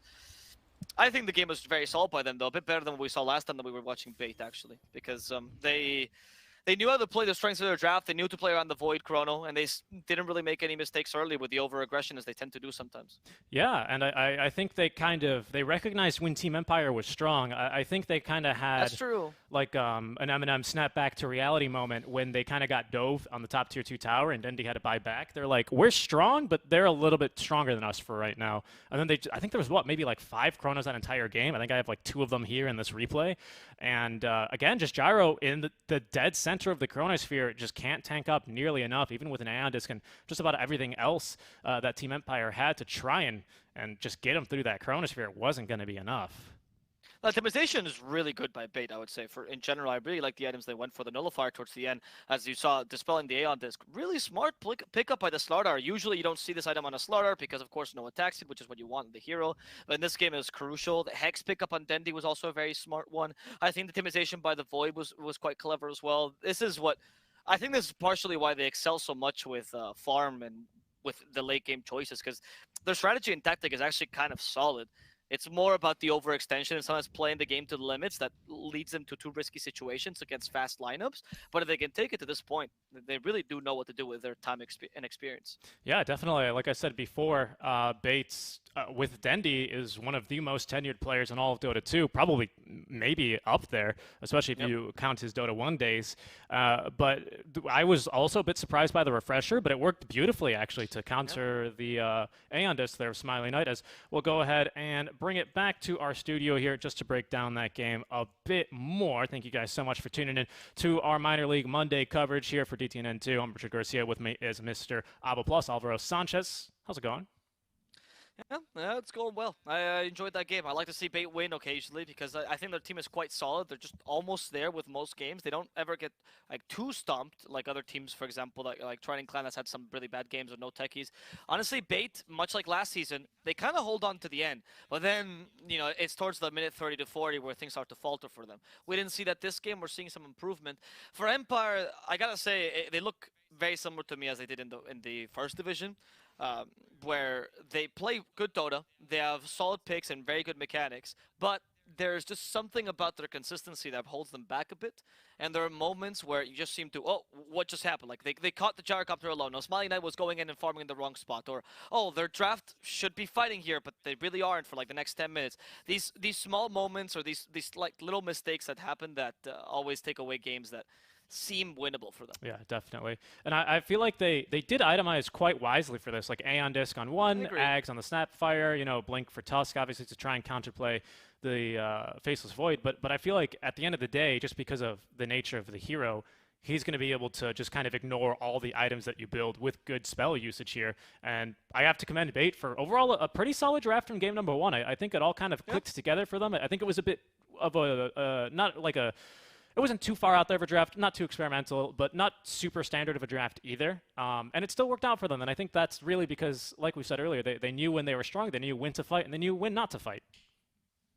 Yeah, I agree. And with that, we'll go into game number 2. I'm really excited to see what Team Empire can bring us for the second game. If they can bring a bit of a stronger showing and showcase why they were in upper division in the first place. Or if Fate will just take them 2-0 and take the easy victory back home, which they desperately need as they're currently 1-2 in the league and want to cement themselves in the at least middle position, much like Prosty Esley is right now. We'll come back very shortly, guys. Just a small break. Enjoy some ads while we wait for the second match between Team Empire and Bait.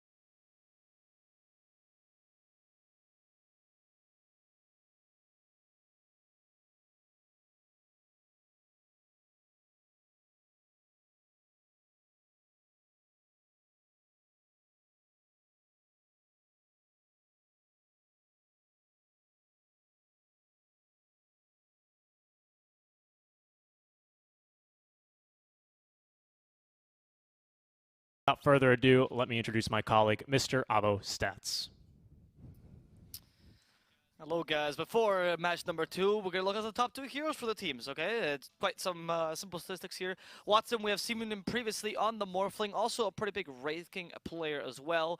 Actually pretty well known last season as well for playing a lot of Monkey King here for Hustlers, but these are the top 2 heroes from their Dota buff, so the heroes they enjoy playing the most. Smiling Knight, Troll Warlord, and Nature's Prophet. Nature's Prophet stands out because he's been practicing it a bunch and then picking it in the league recently as Troll Warlord loses a bit of face. Their Prescott is particularly known for his Invoker, though as a mid player he knows the Void Spirit. Dendi, most people will know him for like Pudge, for example, but actually he is a big, his biggest hero is Puck, with DP being a close second, and actually Queen of Pain also being closely behind. The DP actually from Dendi, he was one of the first players to ever run a very different kind of draft where your win condition was the DP in the mid lane. This was back, I think, in like the TA4 era where Navi was still together, and they did win, and most people were doubtful of this creativity, but Dendi made it work, so actually a lot of history within these 2 heroes. For Petushara, we'll see the Centaur and Tide, nothing too special here. Similar for Limitless, as Mars stands out, and the Darks here that we've seen once or twice, but usually combined with TSA's Lion, in addition with his Tiny and the Dark Willow. Those are the heroes he plays most in competitive, but in the Dota buff, it's the Tiny a little bit more than the Dark Willow. Sayu, not featured here, is the Lion, who's been playing a lot recently, but the heroes he's been particularly known for was actually the Tusk, with which he broke into the scene. For fan score, it's all safe. It's the classic Abaddon plus the Enchantress. Also pretty solid with a Dazzle. Back in the day, he was actually very much known for his Dazzle when he could have been played as a support. And nowadays, a bit more the Oracle. No Fear, but more aggressive on his side. It's going to be the ET and Grimstroke. He plays a lot in his pubs. And also notably known for that Witch Doctor, even sometimes the Disruptor, copying solo strategy. Let's go to the draft. Back to you, Seek and Strike. Thank you, Avo Stats. We're going to go right into our draft, guys, because it is already developing. We'll bring you live, up-to-date actions and the most recent reports here on DTN2 as we strive to do. So without further delay, into the draft for game number 2, where Bait currently are leading 1-0 versus Team Empire. As we can see the Ench come out for game number 2 here yet again, but I do see a Magnus. I wonder if this is going to be a mid-lane mag for Dendi. I like to see that, actually, because I think he's a very, very solid mag player. And I actually kind of like that matchup against the Invoker. Quaspex Invoker ruins the Empower Magnus, because, of course, Tornado dispels that. But if you just go for the Shockwave Magnus, you're actually kind of fine for the most part against the Invoker, unless he goes Quas Exort, because you just can tank him decently enough. I wouldn't mind it for Limitless either, and with the Void Spirit, honestly, it could be either or. I know Limitless does play the Void Spirit, Dendi of course does as well. So in the CIS region actually, the Void Spirit started out being an offlaner and a 4, much more commonly than a 2 actually in this region, because they really liked it. Really notable players were like Pasha, actually Petushara used to play him a bunch actually in the offlane as well. So it is something that is quite common here, and it remains the flex of the Magnus Void Spirit. Could even be a 4 here if you want to combine it with a PA.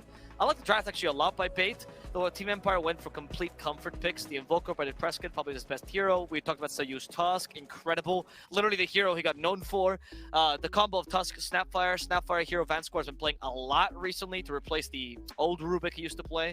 This is his impactful 5 of choice now that Rubik can't be played as a 5 anymore.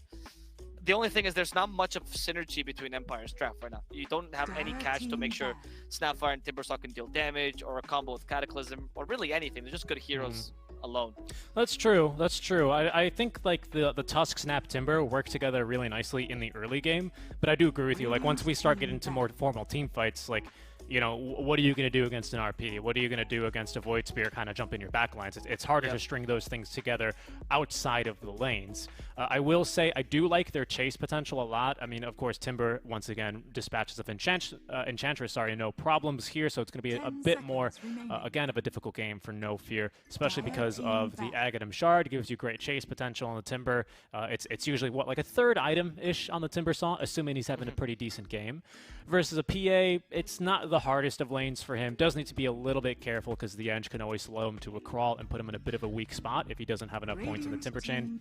Yeah, but you're fine. You win that lane like 9 times out of 10. It's a pretty good lane for Timber, to be honest, actually. I like the pick a fair amount. I'm surprised at the Eng pick against him, to be honest. Me too.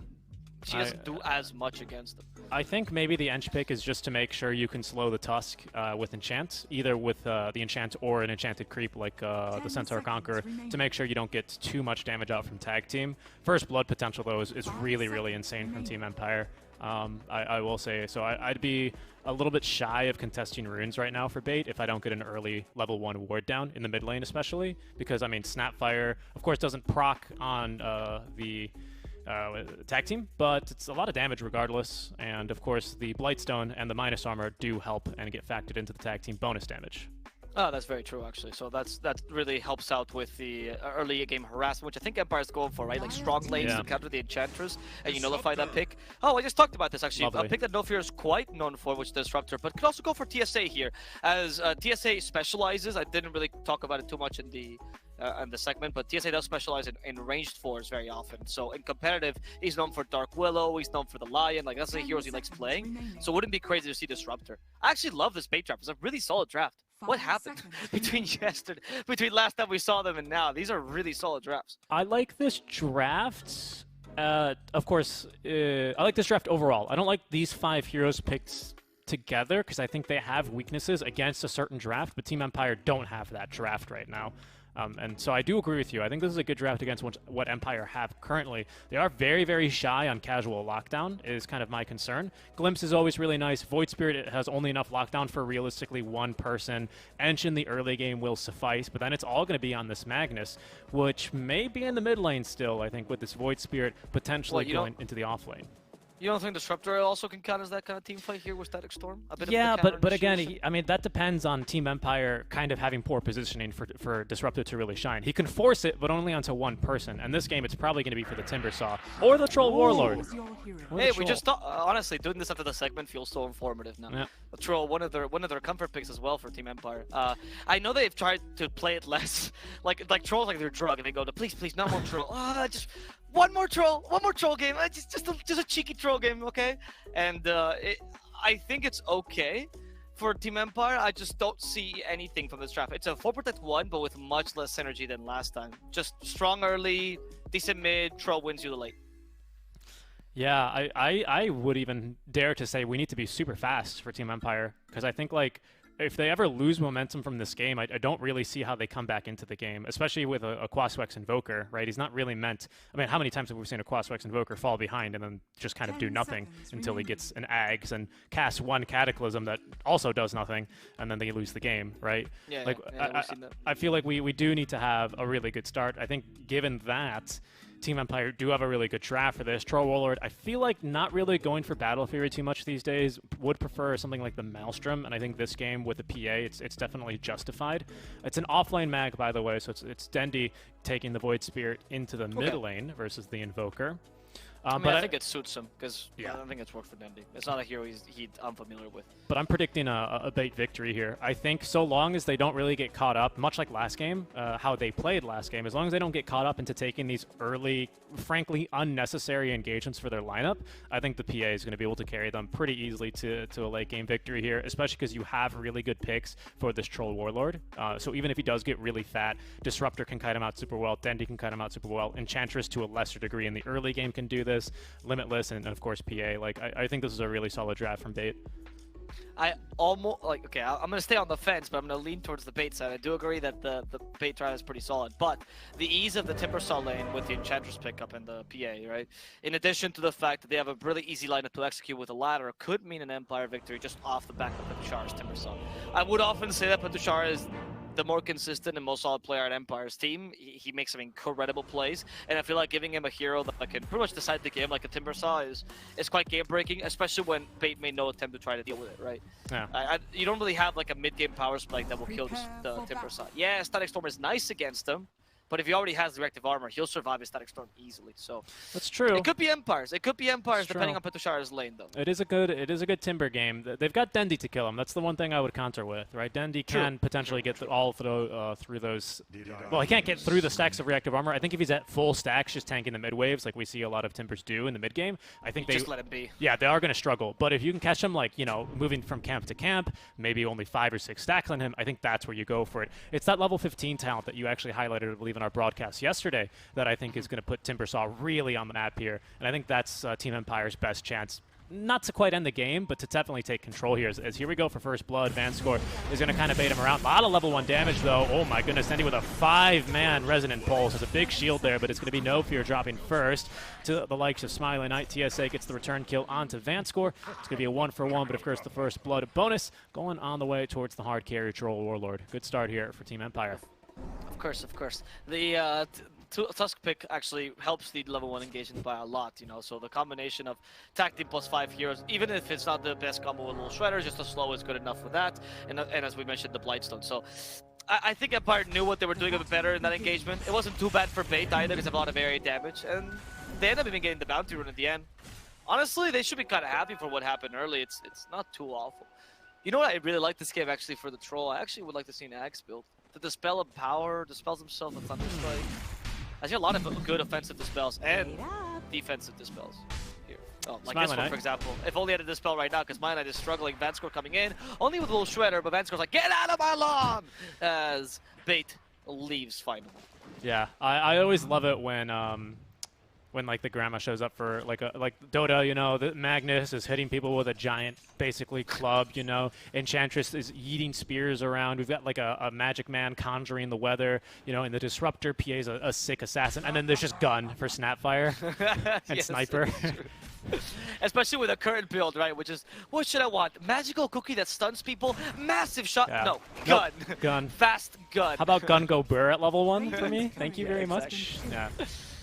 And it works. I mean, we've seen Mel really abuse that build, particularly with the Javelin. Might be Bottom, dead. Yeah, you're right. Oh, no, he's going to live. Vanscore does not get the final hit on him. Sayu was blocking him as well, making sure that he couldn't quite do that. The reactive armor not coming level 1 here for Petushar, instead trying to get more out of the lane with a Timber Chain. Usually his build is better because you have, again, see, more mobility here. But you're vulnerable to ganks like this, and TSA finds the opportunity, connect Kinetic Field, but no! Kinetic Field isn't complete in time, and Petushar can just get away with a nice little Timber Chain. Very, very close though for TSA. I think you can just yeet yourself out of Kinetic Field, can't you, with Timber Chain?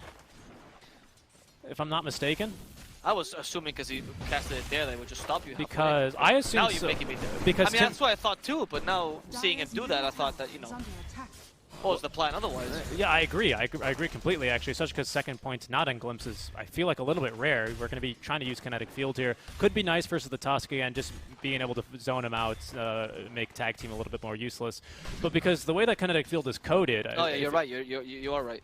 Yeah, what it does is if you try and walk through Kinetic Field, it just sets your movement speed to 0, so you can't walk out of it.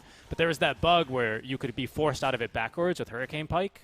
You can build a tree and get out of it as well if you're in a certain spot, you know. So I feel like for sure Timber Chain can get you out.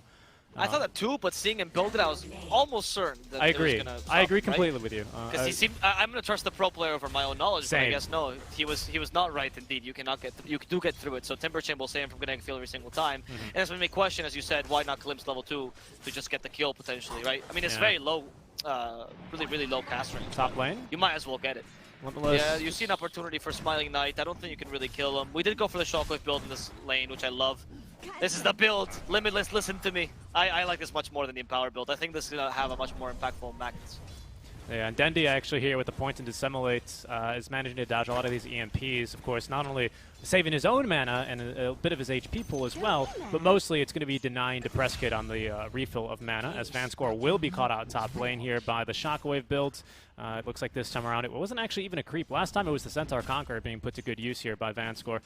Sorry, by No Fear that is, but not this time around. TSA getting gone on down bottom though. Yeah, good die to the Tusk. Guess Kinetic Field. Maybe this is why he wanted the Kinetic Field, but hasn't used it here. He activates the Fairy Fire to no avail as he falls to Petushar.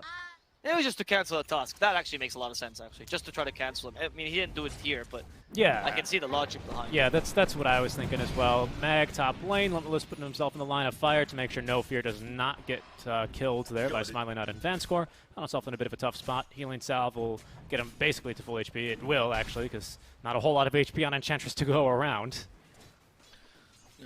And until she gets the untouchable, she's kind of food for the Snapfire, to be honest, and for the Troll. In fact, even afterwards, if you stack enough fervor, it's just so difficult to stack fervor on the Enchantress. They're going to try for Dendy. In the mid lane, he gets off actually a pretty nice good remnant indeed. Is that going to be enough to save him? Tag team. Oh, okay. The Tornado still gets the kill. Tornado still gets the kill. I thought he just maybe saved Dendy there potentially, but the Press Kid knew how much damage he's got with Tornado. That was pretty good though for them. Bottom lane, they're trying to do the same thing. Petushara, nice Watson. Phantom striking over to the creep wave, but Petushara already has enough stacks of reactive armor. There's little TSA can do to him, and also very close to the trees, by the way. TSA has to be careful. Getting field set up. There we'll see the timber chain, there and it just is. keeps himself out. So it does indeed Okay, work. so does TSA, is he just trying to force the timber chains, or what's the idea I behind it? guess it's not the most mana-intensive ability, and we've already got Soul Ring for Timbersaw. Not to mention, what you get 10 mana basically back from every single time you use it with the magic stick. So basically, it's only a net deficit of 50 mana for that in exchange for what, like 70 for the disruptor. So that's not something I You can just spam Thunderstrike, which seems like the better ability. Yeah, that's not something I completely understand here going for the point, but maybe it'll make a little bit more sense as the lanes continue to develop. I mean, it's gotten Tusk out of the lane for now, but he wanted to gank mid anyway, so I'm not really seeing it right now, but I'm looking forward to being proven wrong. As No Fear top lane is eating a cookie. Actually, it's Smiley Knight who eats the cookie and then eats No Fear. Some venison for dinner. Nice. Little enchanter skill, always useful early before No Fear can become the 4 enchanter. So it seems like No Fear, despite the fact that he's supposed to be the 5 for this team, plays it as a 4 anyway. So it seems like TSA will have to be playing 5 this game, which I think is fine for bait if they have a plan around it. Watson did decide to go early for the treads, just trying to survive a bit more in the lane. Watson struggling now as a youth, trying to find the ice shards. Has tag team only level 1, but is level 3, so he's saving a point. Potential TP cancel, potential more damage as Watson continues to farm. Petushara's like, I'll just kill you, TSA. I'll just kill you, watch me. I have 6 stacks of reactive armor. Now he has a bunch of them more. Petushara is safe forever. Nicely done. And I guess another reason why I'm a bit surprised to see that second points in kinetic fields. Oh, hold that thought. Is Petushara. He's got plenty of stacks here. 3 points in the reactive see, this armor. is the use of it. Yeah, but he's not mana? okay, well, he's going to die if he fine. timber chains 2 feet. That's almost guaranteed. Snowball will save him for now. He's going to go over to the small camp here. Petushara does continue to regen in the snowball as well as Watson makes the jump. Shards are off the mark, though. He should be dead here. If not to the PA, then definitely to the Thunderstrikes. That was very close, actually, so you did a really good job there. The ice shards were just shy of closing in the PA and ensuring that Petushara can get out of there alive. That was still very difficult, but honestly, just for killing Timbersaw with a Disruptor and PA, kudos, right? That's a win in your book. At least, even if the game doesn't really matter that much, I mean, you are stopping the Timber. Wait, hold on. Vanscore is maybe going to die here to the Enchanted Creep of No Fear. Yep, all right. Okay. Sorry, I saw that one playing out, and you were making a good point. Oh my god, he question marked him! Oh, wow. Oh, wow. Oh, okay. Sorry, I wasn't seeing that creep killing Vanscore. Wow. I caught the end of it. How did that happen? Don't worry. In case you're like, I don't even have the Dota game tabbed in the laning stage because it's boring. Don't worry. I've got a replay here for you. Let's go ahead and take another look at that one. The rare laning stage replay. So he was just following him around with the creep because obviously the creep's got like 1400 HP, and he's like, all right, I guess I'll kill you. I mean, he did die for that there, No Fear. He did. The creep pretty much killed him. He did, alone. but I mean, but also, you know, it's not just about the whatever 100 damage and the 1 second stun you do with Hoof Stomp. It's also about the mental damage that you deal to Vanscore with not only the question mark, but then the tip to follow through. As TSA. but especially the question mark. Oh, really nice shot by Seiyu. He dodges Glimpse with Snowball. Nicely done. Yeah, that was really well done, but that TP, really hopeful, right? Assuming that Timbersaw wouldn't kill you. Like, even if he hadn't done that great Snowball play, I think he would still have died just to the Timbersaw alone. But he has Chakra. Level 6, Disruptor is dead. So Empire at least accomplished their goal of putting enough pressure in the bottom lane. Mine has good farm, and I would say the Prescott is ready to gank. He just needs the urn charges to set himself in motion. Is there any beef? Is there any beef between No Fear and Vanscore you can think of? Is there any lore here? Radiant's bottom tower is under I attack. don't know. I mean, they have played together before. That's on the side. But right, not that I know of. Well, either way, I mean, he's having a fun time poking at Vanscore here. We'll see if that continues to pay off for him. As the game continues to develop, Watson already into the jungle, having been really just immediately booted from the lane by Petushara. And of course, having the Magnus on the team, even a mag that's not maxing in power, you're still not going to go for the Battle Fury on the PA. It's now actually 4-1-1 here on the mag. So PA is not going to have a huge benefit from these early powers, as No Fear is going to be tanking a gank. There he goes. Nice. 2 urn charges, though, for Depressed Kid, so he can be super active now, as there's the tip back from Depressed Kid. That gank is very, very important, actually. Being able to get the urn charges for the Prescott. That now allows you to gank pretty much the whole map, including Deadly, actually. The cold snap is pretty brutal against them. but Tushara has recovered. One of the things that Timbersaw does best, of course, is if you lose the lane, you recover nicely with Chakram. So it's not like you're completely out of the game yet. Whoa. You can start create space now as well. Sorry, just Smiley Knight farming at the tier 2 tower with a PA just chilling there is a bit of a risky move, but I guess he knows that Mag is too interested in getting the top tier 1 tower, which is so far very healthy. It's only taken 90. Okay, let's just say 75 damage. We'll call it there. It's not. It's 85 damage. It's 85. Final answer. But hasn't taken much damage. NA math. Why'd you stop taking math courses? NA math. About 4 years ago, I want to say. That's even more depressing. Cookie with Tushara. Home forward. Magnus, the target. The Chakram. Not going to find him. Instead, it's Presskid. I mean, he has Cold Snap Burn, but he's just juggling with his orbs right now. Not really doing much. Do you actually want to fight? No, the Presskid just attacked the creep instead. Okay. He's going for the Orchid build as well. The classic Quasmox Invoker build with the Orchid, which Dendy also loves going for. I was just about to say that. Yeah, Dendy likes going for this one as well. We'll see if he actually imitates the style as well of Dendy and you know, Ghost walks around the enemy jungle looking for pickoffs.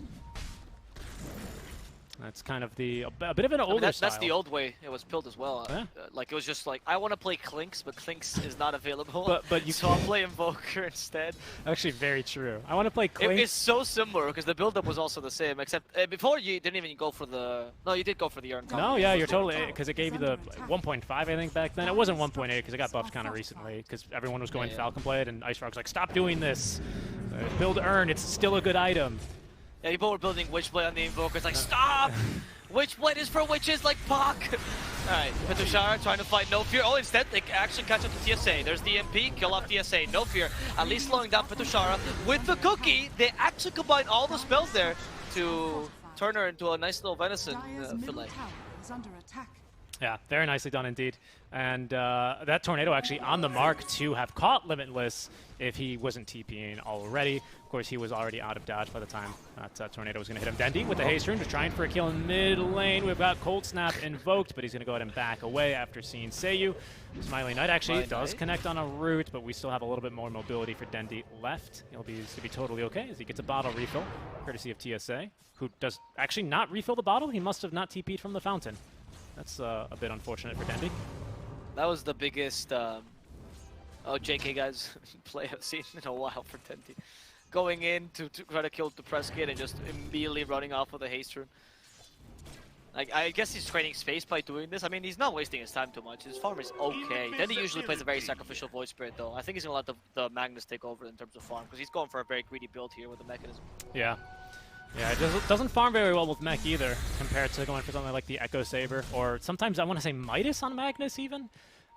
Is not too out of the ordinary, as Tushara, top lane, is going to say hello to Limitless, who skewers him into the Kinetic Storm, or sorry, into the Static Storm. A good RP here will keep him locked down, but do they have the damage? Another glimpse here to try and bring him back, but he's just too tanky, man. Tushara, with the Hood of Defiance, easily living, and now there's actually an Invoker coming to gank him. Tushara was like an anime protagonist on his way to fighting the final boss. Nothing could stop him. That was ridiculous. EMP used by the Invoker. They can't catch up to the Magnus. Hero cast point's pretty good, but it's already a full vessel. Sorry to interrupt you. Oh, that's pretty great. But I mean, there's not a big target for the vessel. I'd say that actually you need a vessel for the Timber or something for the Timber, because honestly, he's not even at his power spike anymore. Because the level 15 talent is so major for him. I feel like if you get Shivas or something, which I'm assuming is your idea, because I can't imagine anything else here. PA is not the best Scotty builder, so I guess Shivas eventually on Void Spirit or Magnus. Yeah, PA. I don't know if that's going to be enough. PA likes stats, but she really only wants Agi stats, so having the all stats is, although it's like the most whatever stat efficient item in the game, but PA would rather go just for like, I don't know, something else. Once again, TSA breaking smokes here. Yeah, damage pretty much for the crits. Seiyu is going to be able to close the gap. God. There's going to be a pretty easy kill there. Some people say if you look up in the night sky, you can see Seiyu still flying. No Fear here. Might want to join his teammate apparently. Gets caught by the ice wall there. Pretty well done. No Fear. Oh, he wants to fight apparently. They kill the Presskid. In exchange for no fear at least, Vanscore using his ultimate for Watson. Phantom Strike gets Watson away. For now though, as he's been sold up on the Whirling Axis, the Manga's coming in, there's no RP to save, but the skewer to the low ground. Watson though fights the grandma. Don't bring a knife to a gunfight as the poor man dies together with the Magnus Limitless, having to sacrifice himself as well just for a dead PA and Dendi stuck in the Ice Shards. He might be the final victim. He has Astral Step in a second, but he doesn't have time to use it. They'll ensure that Dendi also falls to the might of Team Empire. Yeah, that was another bait by No Fear. I don't know if you caught that. He ends up dying, but he dies. Okay. The pause. Mouse. the quintuple tip, and I'll tell you. That was 100% a cry break. We get it, No Fear. It's no big deal. I'll tell you why. I'll tell you why they actually ended up tipping him there. So let me just cut this replay here of the fight. Because of the bait that he made. That was impressive. Yeah, and it was actually from the Centaur Conqueror here. Keep your eyes on this little Centaur Conqueror who's just about to enter the screen from the bottom right here. He's just attack moving here. He's No Fear. There he goes. No Fear playing the possum here. Well, is about to play possum here. Gets lifted in the tornado, but there's going to be the stomp, and that's what allows him to turn and actually get the kill onto Depressed Kid. So he was probably still kind of happy with that. Unfortunately, it just turns into a terrible fight because Team Empire, they were prepping to invade the jungle anyway. Sorry, invade the triangle, I should specify. So they didn't have an ulti. Their Static Storm was ready, but not a great chance to use it there. There was no RP because we had just used it top lane to try and kill Petushar, which didn't end up working. So even though the skewer was really nice and the follow-up kill was there, at least onto 2, it still actually ends up turning into a full team wipe in favor of Team Empire. Yeah, I think that Empire understood their timing's better, even if the mechanics by bait were really solid. Like, I agree with you, that was a really impressive bait now that I see it again. But at the same time, because your PA is just not ready to fight yet compared to the Troll, who's pretty much good to go, honestly, even though he only has Battle Fury. Trolls are naturally strong. PA, she did rush the Desolator this game, of course, because she has a Magnus, so actually not under Farn, but until you get BKB, you're a bit too vulnerable, as we saw there. Everything can just kill this woman. So I think Empire understood that better. Well played still by bait. But Empire gets a little bit of a lead with that, and that will enable a Troll to get his next item. Once he gets SNY, I imagine we're going to see Smiley Knight playing much more aggressive. Yeah, definitely. And I think, as much as I love the play from No Fear, especially as this little storyline, the lore continues to develop, as I like to call it, live in this match. You know, we've had the question mark, the all-chat question mark, the quintuple tip after the immediate pause, you know. I don't think it's really what bait need to be doing right now. Like fighting, especially with PA. I think everyone else fighting, especially Dendi, who wants to fight going for the Yule Scepter, right? That makes a lot of sense. If he had gone Ags first, maybe he's not interested in fighting, as No Fear yet again is baiting, this time without the PA nearby. Smiley Knight's going to kick him off. Immediately just take the free kill here onto the Enchantress. There come the voice lines immediately. Seiyu, though, looking for more, as he ends up getting glimpsed back after using the snowball first, but TSA is going to be shot down by the little shredder. So 2 deaths here for bait. Again, and the reason I don't really think they need to be doing this is because I feel like they're playing into the tempo that Team Empire wants right now. I don't really know why they want to fight there regardless, because they were fighting without Mag, fighting next to an enemy Tier 1 tower when you've already lost yours, as Petushar is being a bit annoying versus Magnus. There's no backup here, though, so Mag is going to be easily able to leave. Dendies. Okay, I mean that's fine at least for bait, right? They're just at least forcing enemy fights and still giving space to the TA, to the PA, right? True. I mean, I guess as long as your PA comes online, you're not too worried about this with bait, because you do acknowledge that team fight for, like, the window for Empire is what, minute 20 to 30, when they're definitely going to be stronger than you, and then PA comes online and no longer is that window open for you. You can still fight in the late game, mind you. The game is not immediately over, but then PA comes online and there's no longer a stronger draft on Empire side. So as long as bait can withstand those 10 minutes of hell, which is going to be the next 10 minutes, I think they should be fine. They have a good team fight to do so. Agreed. I completely agree. Petushar, he's just going to be pushing waves here, cutting waves, pun intended there, until he does get level 15, and then he's going to run at enemies. They're going to try again to kill him. He walks actually into the 8th Remnant, doing them a bit of a favor, but the kinetic field is not set up in time. He's going to be glimpsed back in, but a nicely timed Tinder Chain is going to get him away. Petushar, man, back on the J178 days, before the days of the Rona, was not going to go to the ESL LA major. That unfortunately never happened. Hold that thought. Mid lane, Magnus is in trouble. He's going to die. But he's very well known for the Centaur, but also he commends respect on the Timbersaw in case it's not apparent. It's a really good Timber game. He understands exactly where to draw the line this game. And they just don't, I mean, to be honest, it's a really good Timber game. They have no magical damage differential. The best thing they have is really the Void Spirit, and to be honest, he has a decent amount of magical burst, but not for a hero as tanky. Yeah, and I don't believe he's gone for the build. If he wants to kill Timbersaw, he wants to go Orchid or Ags, right, to get the silences. Which he does go for the Ags now, but it's still very difficult. I think actually you need Shard, to be honest, if you want to burst him down, because the Shard gives you a bunch more damage than the Simile. Maybe in a Veil on this team, it's just so difficult to kill him. Your best bet is to honestly ignore him. If he's the last hero of the team fight, he's not going to do much. Once PA has BKB, she won't really need to care about him. He can't burst her supports that easily. Maybe Enchanters. Dendi's under reward here. He's used both Astral Steps already. They're going to try again for Timber. No? Okay. Yes? Okay, they're going to RP him. All right, they're going to get him. I mean, it worked. There we go. That time he was a bit too aggressive. PA with plenty of damage now. 3 Mythalmor Hammers total on her. 2 in the Desolator, of course, and especially with the Empower now maxed here, so level 4 is significant damage. So Timber, you're tanky, especially to physical damage, but not really to a 4v1 like that. Yeah, exactly. The Timber has a limitation, right? And now with Lotus Orb, it'll help him against physical damage a bit more, right? Also the spell always useful, but as the game progresses, the PA should be able to kill you, right? That's why I don't think it's that big a threat. It's important for the early game space he made. He's done his role, and he's performed his job really adamantly, but there's really a point where he falls off. That's just the nature of it. Very true, yeah.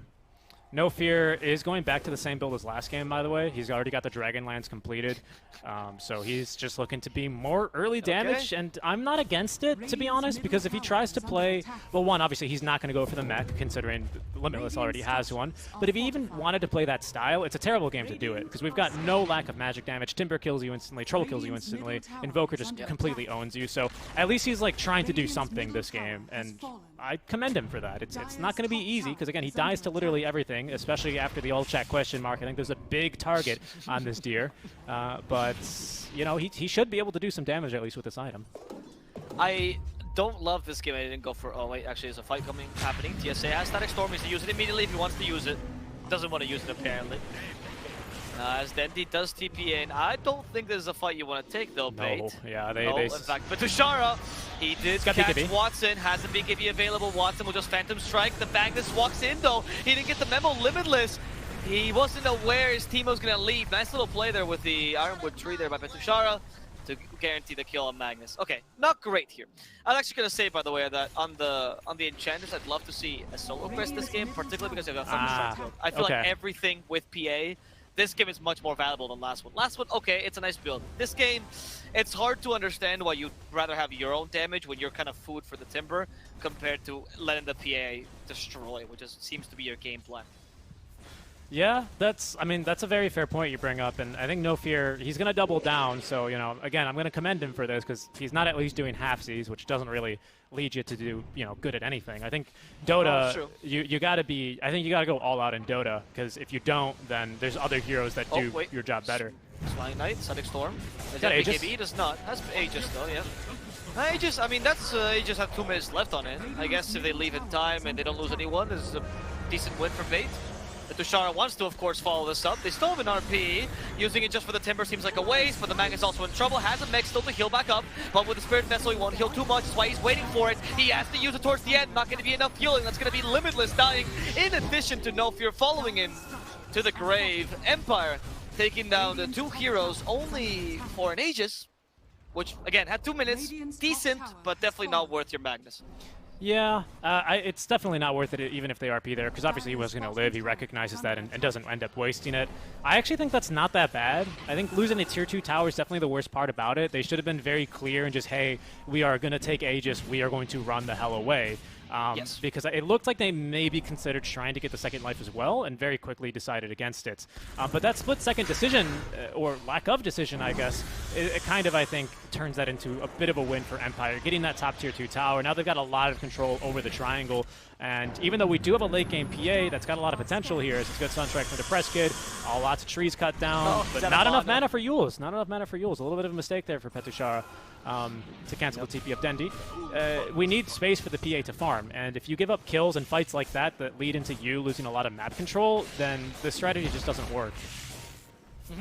I agree, but at the same time, now the PA is finally getting to that point where she will be able to fight the troll head on, right? True. So yes, you have lost a fair amount of map control, but not enough for Empire to have completely sentenced the game. I do feel like Bait has a decent comeback mechanic available to them. Nice team fight, good carry, a good core-to-core matchup, and Petushara, again, he is becoming weaker. Not by much, but weaker enough that there might be a ray of opportunity for him. They're baiting Dendi as they will not be able to dispel the smoke. Dendi's going in. We got to blink on Magnus here as well, but nice micro is going to stop him from actually getting stuck by the 8th Remnant. They will still pull him back in. RP onto 2 for the big surprise. They've got Seiyu as well, so they're not going to have a save in the fight. Still gets off the snowball though. Kiss is raining down on Limitless. He's going to go down to Smiley Knight, but Watson with the BKB onto Vanscore, trying to blow him up, but there's going to be the mech keeping him alive. Smiley Knight and Petushara both trying to focus on Watson, who's going to blink strike on over to Dendi. Phantom strike, pardon me. Glimpse is going to be used on to the Timbersaw to send him on back, but another Phantom strike gets Watson into the river, trying to maybe crit down Seiyu, who's trying to hold him down here. Snowball incoming now. Dendi from the side, completely out of spell. Actually has good spells and mobility. Watson continuing to try and run. As Seiyu nearly getting chunked there by the impetus shot of No Fear. Another Phantom strike over to the mid lane for Watson. Does clear him out of trouble, as now perhaps it's Petushara in the line of fire. But can they kill him is the question, Avo. It seems like they've finally learned. Is Mouse? Mouse? Voice. Voice! That was kind of insane, actually, by Watson, though. What a play. Like, I mean, not just... Oh, see? TeamSpeak. These are true Dota players. Not using Discord like the Zoomers. They're true Dota players, TeamSpeak users. How can I say? That's an incredible fight by Watson. But I gotta commend Dendi as well. Or not just Dendi, but the whole team. Because they stayed always in enough range of Watson so he could Phantom Strike to them. Very low cooldown spell. And they had a hard time catching up to Watson because of that positioning by them. I think the RP was fine. Honestly, sacrificing your Magnus, who went for a full initiation and utility build, for an Invoker who went a bit more into an impactful build, seems completely fair to me. On the Bait side, it's a good trade. You're giving space to the PA, who's soon to get a Basher, which will make killing the Snapfire, for example, or the Tusk, or whatever, easier. I like that fight by Bait. I think it's a solid fight. Empire, they need to win the next fight if they want to keep their lead.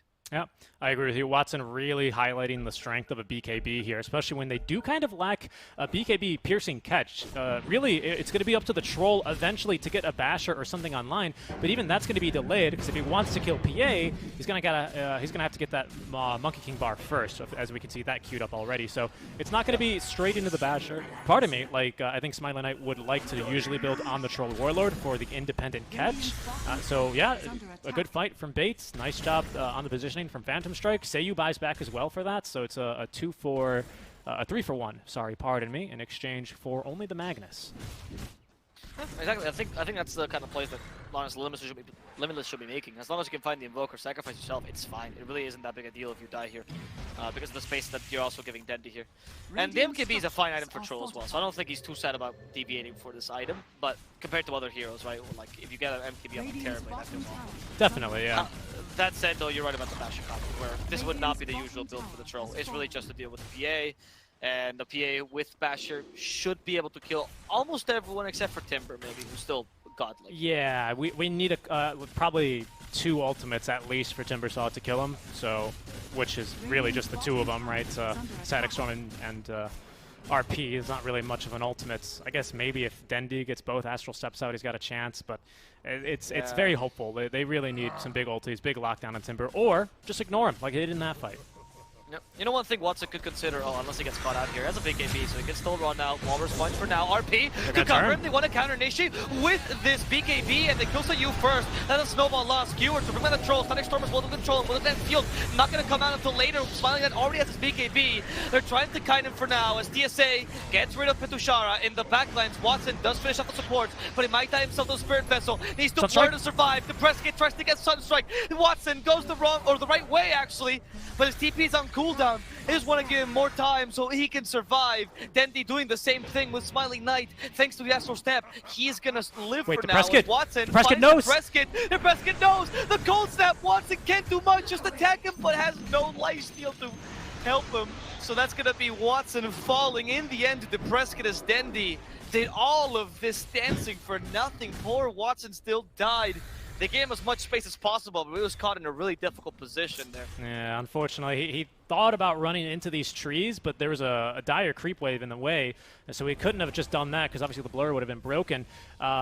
Really, really good catch from Smiley Knight, or sorry, from Depressed Kid, who very quickly realized that, well, he can't be in the river because we'd scout him with a ward. Must have gone somewhere in this general area, almost hit him with a Sunstrike as well.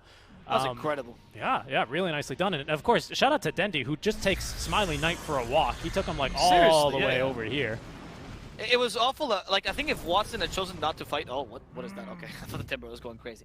I thought if Watson just chose to retreat immediately, that would have worked for them, you know? And, like, even if Watson had chosen to go just the straight way, essentially, while the BKB was kind of still active, it would have worked fine.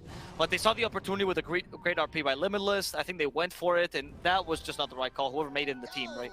Because it was so difficult to get Watson out, despite how well they played that fight. Again, good mechanics, but the tactic better for Empire.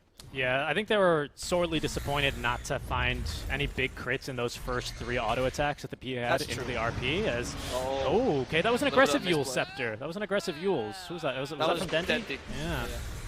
I mean, I think it should be Yules into Aether Remnant and then the Skewer, or the Skewer after the Yules. That was a weird play by the Skewer. A bit too hasty. I mean, Limitless is relatively new to playing at this level of competitive, so it's possible that they haven't honed these kind of communication skills yet. It's fine. They will get better if they stay with the roster, please. Double smoke. Kid. Okay, they get 8 crits, they commit the RP. Worth it if they kill Repressed Kid. Use the BKB to finish him off. The Snowball saves him. He's a Static Storm. That can fill as well, but his BKB will save him. Oh, the cookie on top of that. The Repressed Kid's alive. The Invoker didn't fall. Now he counter initiates onto Watson, who can't get away with a Phantom Strike. They can catch up to him relatively easily. The Yule Scepter used with a Sunstrike. The vengeance comes with a punch here from Depressed Kid. Killing off his aggressor. TSA in a similar position will also fall. Empire. Wow, what a play there, honestly. Getting away with the Invoker, just literally a sliver of his life. Set you on the tusk. What a performance by him. Yeah, that's going to be Aegis now down as well. Sayu somehow lived in that fight, and I say somehow because he dodged the Impetus attack, like it missed. But what the heck could have caused that? Is there a Radiance on someone that I don't know about? Does Tusk have an evasion talent? How did he dodge that attack? What attack? There was an Impetus attack that was going to kill him. The high ground? No, he was in the river. I don't know. Well, no clue. I don't know. I'm actually unsure. I didn't see that.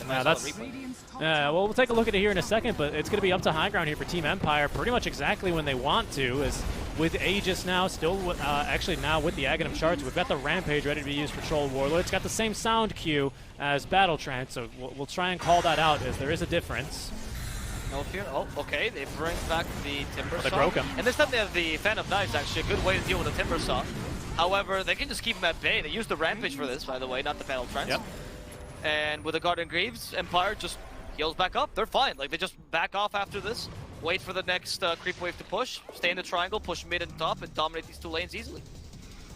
That was a really good fight from Empire, though, as they pretty much get everything they want out of it. Seiyu with a fantastic snowball in. Unfortunately, they probably should have just ended up using Static Storm preemptively there to make sure that anyone that was going to try and save him couldn't use any spells. That was not the case here. So we can't take a look at that because Watson might get jumped here. Has Basher going for the full Abyssal Blade next. But they're going to retreat. Dendi is under vision. Okay, Walrus Punch. Yeah, that's the best way to control him. Belch.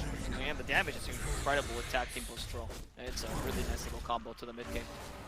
And the Troll being the PA by, I saw it 6k farm, makes it really difficult for this core-to-core matchup. Even if I would usually favor PA, not if there's a whole, what, 9.5 difference, honestly? Yeah. And Alacrity, and Solar Crest, which, again, they did not build. We've got the important item as well for Troller, specifically with that 6k, right? It's the MKB, which makes PA's game very difficult to play. Smiling Knight gets the tier 3 tower, half the HP of the melee barracks before having to reset for another wave. They've got wards here on the low ground, so Bates have vision on Empire, but Empire also have got good wards on the high ground of Bates. Blink and RP is ready. Dendi's back in 10 seconds, as Troll is a little bit hesitant to push up himself, so we'll send Petushara up front first. Red and Greaves utilized. He's going to be screwed underneath the tier 4 towers into a static storm. Is this enough of a damage, though? Watson ready to go, but the Yule Scepter buying him a bit more time. There's the break out from the Fan of Knives. Cookie is going to stun up No Fear as well. Chakram onto him. Not enough damage for him to die, but there's going to be Troll with the splash damage actually getting the kill onto No Fear. Kiss is now raining down to cover the retreat, but there's now a glimpse onto Smiling Knight. Aghanim Scepter for Dendy. He's going to silence him once, but he does have now the RP. Catching 3, but there's no follow-up damage immediately. Locking down Van Score. Smiling Knight now out of the battle trance, looking to try and counter-initiate as Dendy holding him down a bit longer, but a good tornado out from the press kid prevents the silence from coming through. Another glimpse thanks to the ward for Smiling Knight will secure the first life, sorry. They also take out Van Score as well, but in the backlines it seems like Limitless has fallen for this kill, and Watson now trying to jump to Smiling Knight. Smiling Knight dealing too much damage that he cannot win in the mano-a-mano against Smiling Knight. 1-2? Which they have vision. Now they do have glimpse. They will bring back, I think that's Sayu, but the snowball saving him yet again. Someone stop Sayu.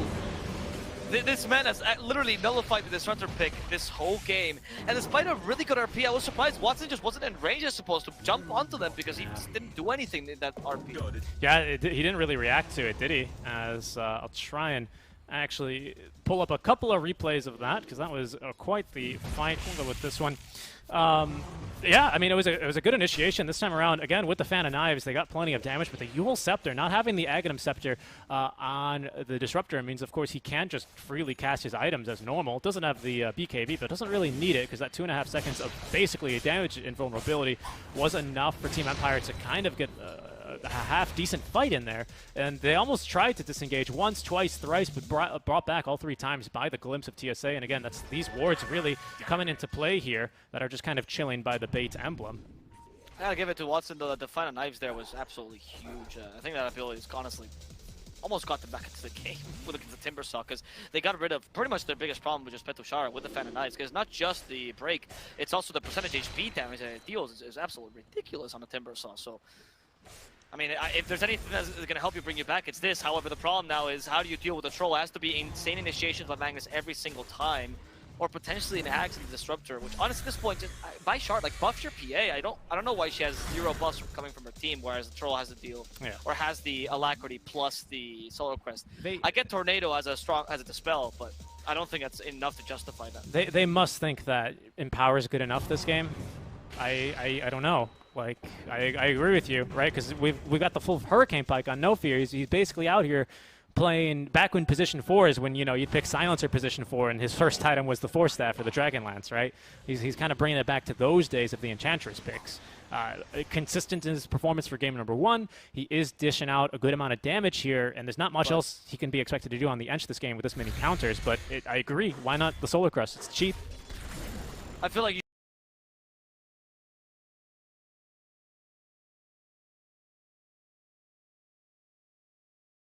should be much more utility. Like this Enchantress helps you if you're winning, but doesn't help you if you're losing, right? Because you just don't have enough farm. And at this point, like, No Fear feels like he's stuck and he can't do much because what does he do? You know, he can't build up into further items. Yes, he provides some damage, but as you said, this damage is once you get the Axe. That whole combo allows the Enchantress to live. Just the Hurricane Pike is meh on her compared to the impact of a Solar Crest. So, whereas first game I thought it was a good idea, the inflexibility in this game I did not love by No Fear, especially when you have a much better Solar Crest user in the PA. We are going to be probably looking for another smoke play here from Empire. Although, will we? Roshan is in that 3-minute window, or sorry, 2-minute window where you're not sure how long it's going to be. So another 2 to 5 minutes until Roshan is back. Normally teams, pardon me, won't really go for full 5-man smokes during this period.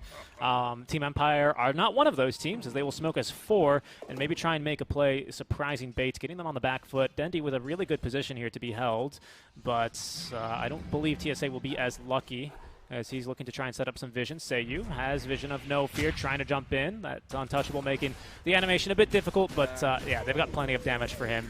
Not a great smoke. No. You lost. I mean, you're already in a really difficult position if you're bait here. Empire just needs to take 1 lane of Rax now, so I'm assuming they just don't wait for Roshan. There's nothing coercing them into going further. Unless they can see a Magnus here for free. Okay, Tusk has the Snowball, obviously, so that TP was never going to complete. They used the Rampage. I'm not really sure why, but there's that Limitless. He cut the lane, you could argue. Yeah, space. It's space for Watson, who's queued up 4 Divine Rapiers, because that's kind of what they need to get back into this game at this stage. Down 23k.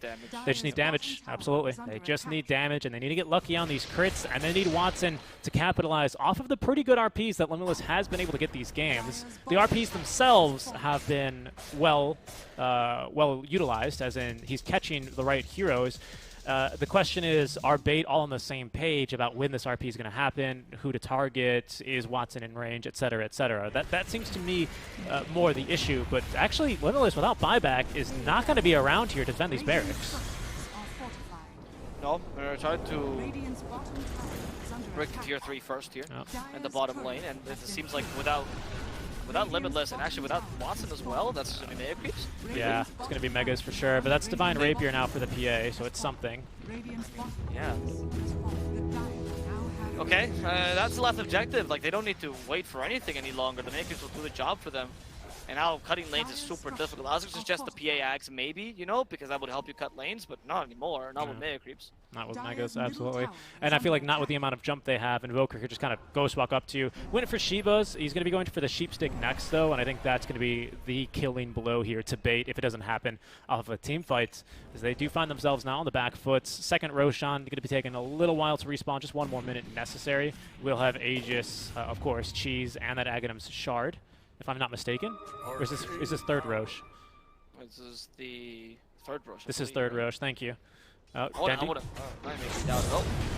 the Troll Warlord, they go in, Snowball, and he activates the Battle Trance. He wants to survive this. Watson actually dealt a fair amount of damage here. Again, the Mega Creeps are pushing into the base, and Limitless just walked in here with an odd skewer, I guess trying to get some more space for his team, but that didn't work out. He just lost his life there, Limitless. Yeah, Seiyu was literally winning them this game. That was a game-saving, not really game-winning, but a game-saving snowball. Smiling Knight gets the time, not being perma-stunned, to actually activate the BKB, and then just Battle Trance and completely turn that one on its head. Now they're just going to wait for Roche, which is up in 10 seconds. Aegis, Cheese, and either a Refresher Shard or an Aghanim's Blessing. I think Ag's Blessing, and the game's just over. Troll's going to be way too damn strong with that Dispel. I'll double-check that I'm not crazy, that is... Watson's trying to snipe Vanscore, but he's got a Ghost Scepter. That's Divine Rapier that's been scouted. There's no BKB for 25 seconds. He's just perma-bashed and dead.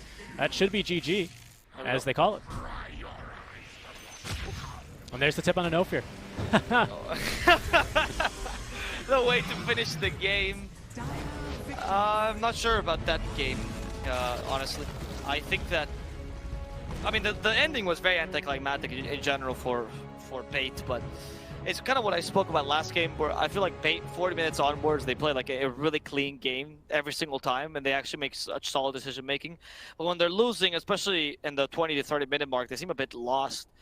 Here, the build in the Enchantress I didn't particularly love because it was just a build to win more. And actually could say the same thing with Disruptor because he was forced into being a utility 4 with the Glimmer Cape and stuff, which could have just gone on the Enchantress, which stopped you from getting Ags, which would be a teamfight turning spell, or even the Shard, which at least would help the PA.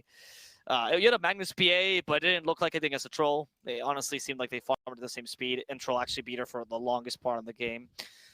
It just seemed like Empire got to play their game, and Bait never really got to that point. The window opportunity by Empire should have been smaller, but it really wasn't.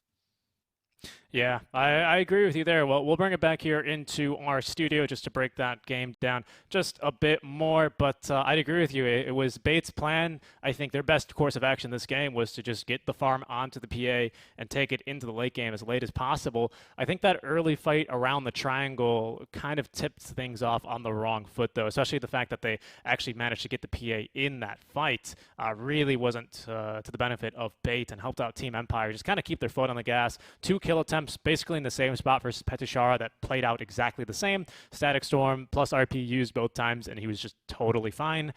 So I gotta say a lot of credit to Petushara. It was a great Timbersaw game, but he also played a damn good Timber game himself.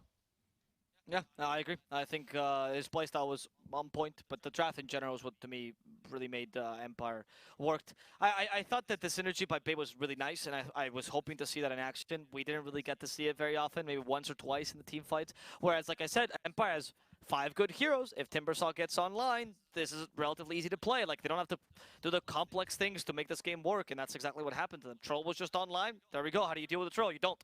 and they win you the game. And Troll's one of the best heroes to have in these kind of lineups. That's actually something that they do a lot. You know, Troll or MP, if you want to play a fast lineup, but still 4 Protect 1 are the ideal heroes to have because they also provide push. So they allow you to close the window before stronger carries come online or the team fight comes online or whatever it is. Well played by Empire, and this gives us a game 3. Let's see what awaits us then. Exactly, guys. We're going to be going to a short break. When we come back, it's going to be the final game, the game number 3 of our minor league Monday. DreamLeague is going to be starting after the game is completed as well for the Western European game as well. So in case you guys are Dota fiends and need to get more of your fix after our series completes, don't you worry. There's still much more Dota to come. But first, game number 3, and before that, some ads. Enjoy.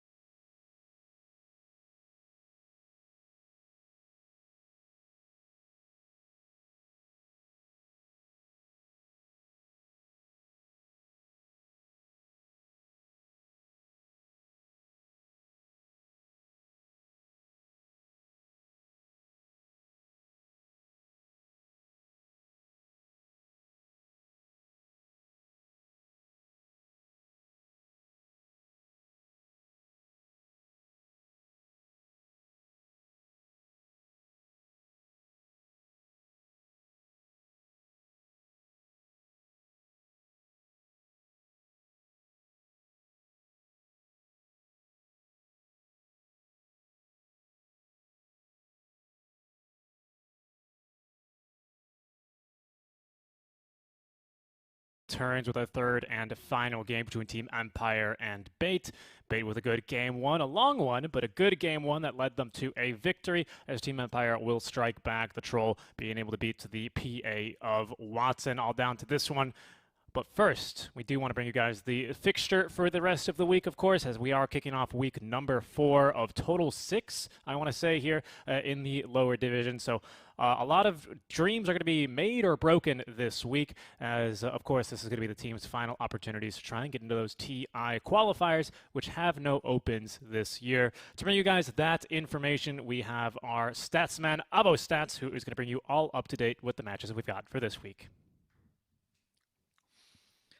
Yep, hello guys, this is the schedule for the week. As you know, it's Monday Fun Day, only lower division today, but the rest of the days, if you're ever waiting on CIS upper division or EU or Western European upper division, it's a nice thing to just check us out here. Best way, of course, to follow us, just to give us a follow, or you can come here during the following days. Thursday, we're here from 12 to 6 p.m. CST, 1 hour earlier if you're from the UK, 1 hour later if you're in Russia, 6 hours later if you're in Malaysia for whatever reason. We're starting with Trident Clan versus Fantastic 5, one of the last chances Trident Clan has of getting any points, and then joining by Team Empire versus No Techies, seeing if No Techies has recovered after the win against Trident Clan and can actually win some games against some of the stronger opponents. The Friday game, also at 12 CEST, 12 noon, of course, is the best game probably to watch during the whole week, as both Hellraiser and Amiga have been looking quite strong. They're actually competing for the top 2 spots, but Amiga did struggle to beat, or actually couldn't beat Empire. However, recovered against Prostiesli, now without a stand-in, they are looking stronger and maybe could take a game of Hellraisers, who have remained undefeated until now. And finally, on Sunday, we're going to see if Prostieslu, who has been going down for a while, is capable of beating Trident Clan and continue cementing their victory streak, as Trident Clan is trying to cement their own defeat streak, or if Trident Clan can recover as they're looking for, and beat No Techies in terms of points. Check us out on these days if you want to enjoy some more lower division Dota for the Eastern European division. And let's get on with the draft. Richie. Indeed, draft now underway. We can see the opening picks already through. We're going to go back actually to the Enchantress. However, this time, it's not No Fear. It's going to be most likely Vanscore on the Enchantress this time around. We'll see if he's as aggressive as No Fear was in game number 2. No Fear, of course, dropping the question mark all chat, which may have raised some tempers here over on the side of Team Empire. Regardless, Team Empire did prevail on that game number 2 and, of course, tipped No Fear to cap it off. Who's going to have to play a different hero this time around. As we'll see the Watson Gyro get brought through. Limitless on the Centaur, of course, is going to be one of the most seen heroes this time around. Actually, Centaur, I believe he's just shy of Lion, who is picked or banned almost in every single draft in every single DPC region, both lower and upper division accounted for there.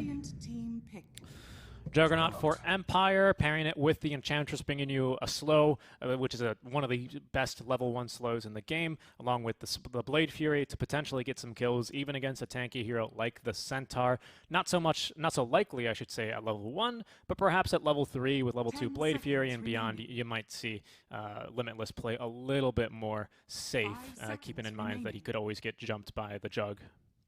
I'm surprised they steal the Smiley that pick with the Gyro, but I think the matchup is mainly to deal with the Timber. So in this game, you just don't want Pitushara to destroy you. I think that's the name of the game. I'm surprised actually Empire went for the Enchantress, but well, Vanscore's not particularly. No, I mean I like his Enchantress, but it wouldn't be something I put like among top picks. Is it really that highly valued? Is it really that great of a pick these days? I'm surprised by this as well. I think Enchantress, like, she's annoying to deal with, but, like, the biggest way to counter Ench is in the draft, in my opinion. And when you pick her, especially so early on, first pick overall, especially when the enemies have 2 picks immediately to counter, I feel like you lose a lot of, like, the benefit that you could bring. It's not like in the same camp as, like, a Brood Mother, where, like, obviously picking a Brood first pick is, like, pretty game-losing for sure. It's not, like, in that camp, but I don't think it's too dissimilar. I think it follows the same logic. And we'll have Bait actually go for the Watson and Gyro special. Sorry, Watson, Gyro, and Wisp special. All right. I mean, this is pretty good against Juggernaut because it usually outfarms the Juggernaut. Oh, okay. So then Empire's like, let's go for our double core strat. They've done this a lot in upper division. That's actually all they ran, like a dual core strat where you have 2 win condition essentially and 2 carries really, one on Swally Knight and one on Depress Kit. And occasionally they swapped this out for the Invoker, but mostly it was this idea of like Morphling or some other variation that can run carry in the mid lane. Depress Kit's Morphling is insane. He's really good at the hero, and he's very good against the IO Gyro because you burst down the IO relatively easily. So not bad. I like the idea here for Empire. It's a good way to mitigate for Timbersaw as well. The thing is, now there's a lot more pressure on your 2 supports and your Timbersaw to do well early because you just don't have anything to follow up with that. And I don't know, with Timbersaw being a bit countered this game, is he good enough to be able to get on all that pressure and be able to accomplish his goals? Not sure. Yeah, I think he's going to find himself struggling a little bit for this Morph lane. Especially because you do have a lot of global presence, like you're mentioning with the IO Gyro. Like, you farm really fast. IO on the support, he's kind of underwhelming if you want to try and play him similarly to he's played as a core. But if you just follow around, if you're just tied to the hip of your carry, bringing him regen as he needs, and mostly just using Overload as soon as you can, you really actually quite rapidly increase the farm that you can take, and even more so on a Gyro, which is why it's still one of the classic combos. You know, Tiny IO has been long dead. CK IO hasn't been a thing since Tether no longer stuns, but this one has prevailed. 10 seconds remaining. That's true. This combo, which the Chinese used to love, now because they used to, Zhao used to always say that the Westerners played it wrong. Now not the case, as the Westerners are the only one that played the combo because our Dota has actually become slower than the Chinese crazy, insane, chaotic fest that Dota has become for them. Sayu's favorite hero in this league is going to be the Lion, as they pick it up as a last pick. A hero to at least get more pick-off potential. Not bad. I always like a Lion in a draft. Only problem, of course, is not strong lane, so if your lanes lose... I mean, he's okay. I guess he's okay as a lane. You just need to make sure your lanes go well so you can get that mid-game up and going, so the enemy team doesn't run you down. Yeah, and I think that's the biggest concern for him this game. Seiyu, though, is very, I mean, at least to me, what always catches my eye on the line that he plays is that he starts off with the boots almost always, and then he just never buys any regen, so he's got always like a 15, 16, 17-minute Blink Dagger on the Lion. Could be really nice this game to have as well, although because you have the Centaur Stampede, it's going to be mitigated somewhat, because even if you're a Frog, you can still actually move at that Stampede move speed, which is a big reason why we're seeing the Centaur picked so much these days. So it's going to be impactful, but it's going to be really up to Team Empire to all jump in along with this Lion. You do have a Timbersaw who can also follow suit and even chase despite the move speed that you get from the Stampede. So it's not all, you know, completely countered, but I do like the pick overall from Team Empire. I think we need a Dendi hero here, don't we, for bait? What is a good Dendi hero for this game? And they ran the Queen of Pain. The DP is that great. Templar okay. Oh, I like this a lot actually. Okay, this is pretty decent. I mean, IO Gyro can be really greedy, but I guess you can play with Relocate quite aggressively, which works for the TA, of course. This does make your draft much greedier, but seeing Empire did the same thing, you might as well.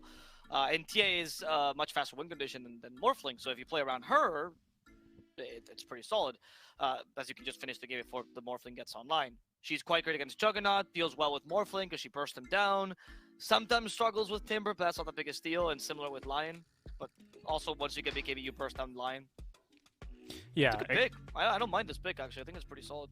I also really like the pick. I'm curious as to how the mid lane Morphing is going to play. I think, obviously, Morph not receiving any major changes, but, you know, they did kind of mess with Attribute Shift yet again. That requires mana to be used. I think this isn't going to be much of a problem at all in the mid lane with the amount of regen that you now get. But more of my concern is it's not really your fast... I mean, even if it is a fast activation hero, he's not aggressive in the laning stage, which is, I feel like, what you kind of need to slow down a TA's timings here. And I think if Dendi hits good timings on TA, the game looks really scary for Team Empire, even for Petushara, who was almost unkillable last game. Yeah, that's very true. And I think that's why they also itemized, or they drafted this way to make sure Petushara doesn't have a great game. Like I said, right, the Gyrocopter pick is almost entirely for that. I mean, I don't think they came into this game with the IO Gyrocopter in mind. I really think they just picked that in the second phase because they saw Timbersaw and thought, what counters Timbersaw, right? We have seen teams try the Monkey King before. I didn't love that. I think that was okay, but then in the mid game you still suffer. But the Gyrocopter is the most well-known Timbersaw lane counter. We're going to see how they get to put it to use this time around. Winner takes all here in this series. Team Empire currently in third, base I believe down in fifth or sixth. I think they're tied with their 1-2 record with perhaps Fantastic 5. We'll see here if they're going to be able to try and make a run for the upper division promotion. Don't believe it's out of the question for them yet. They would have to take down some pretty difficult opponents, Hellraisers included. But yeah, as long as it's possible. Faith is the last thing you lose, dude. That's true. Vanscore is going to be the first thing that we might lose here for Team Empire, although I'm not sure. Limitless has got a Hoof Stomp. They will connect. Arrow as well out from TSA. First blood for Watson. First blood. Well, that's Okay. how it's done, Decent. kids. Watson getting the first blood for Gyrocopter. Actually one of the better carries to 30 give it to because seconds to you battle. want the lane to go really well for you. And not to go for home mission level 1, that's fine against Timber early. I wonder what build Patushara will go for. Will he try to go for the Timber Chain build yet again? I guess because against the Timber, I mean, I don't know if there's even a build that's correct, honestly. I've seen some Timber Saw, Gyro, sorry. I've seen some Timber Saws actually not even go for too many points or active armor, go for 2-1-2 and recover in the jungle instead. Because that lane is just, like, why play it? Mm-hmm. The battle And again, with a Wisp, I think it's not too bad of an option either, to be honest with you, because again, you do farm really quickly with this Wisp. Top lane, Smiley Knight is already cutting down a very nice pathway of trees here. Where Banana, he asks, wants to return to Monk. Okay, Rich. I'm not even gonna give that. Another good lane that they have actually is the Centaur Mirana lane. I think is pretty solid. I don't like it as much as say Centaur Lina, which is a favorite honestly of this region, but it does give some kill potential, particularly the Enchantress, because you can Hoof Stomp, set up for the arrow. I'm assuming Smiley Knight will always be able to Blade Fury before you actually hit him with the arrow, or almost always. So the Stomp plus arrow combo is not too effective on him, but it should be enough to kill Vance for once or twice. And as long as you're at least disturbing Smiley Knight, you should be happy with it. Yeah, Vanscore already different from the No Fear build, as he's already started off with one of the components for the Medallion, an item that No Fear didn't consider Game 1 or Game 2. Well, just a quick note there on, we'll see if there's really much of a difference to be made between the two play styles. I think this time around Vanscore might decide to even go for the mechanism, as mid lane Dendi is holding his own so far against the Morph lane. Nah, he's going for the Medallion straight up, yeah, I don't know. I mean, it's Vanscore, dude. Like, he doesn't play the I'm gonna be the position 5 that wins you the game. He plays the I'm gonna help my core be big and strong. He's like a good glass of milk. Is that what Milk says to you? Yeah. Does Milk not speak to you? Usually not. I Usually think not, you have no. problems, sir. Yeah, my milk is, who knows, maybe it's spoiled, that's why. Seiyu just kind of harassing No Fear, as he's going to try and have a camp spawn, but Seiyu looking like he's not really allowed that to happen. Patushara, Timber Chain here, and the first point in the reactive armor. He's able to pretty easily just kind of walk around here as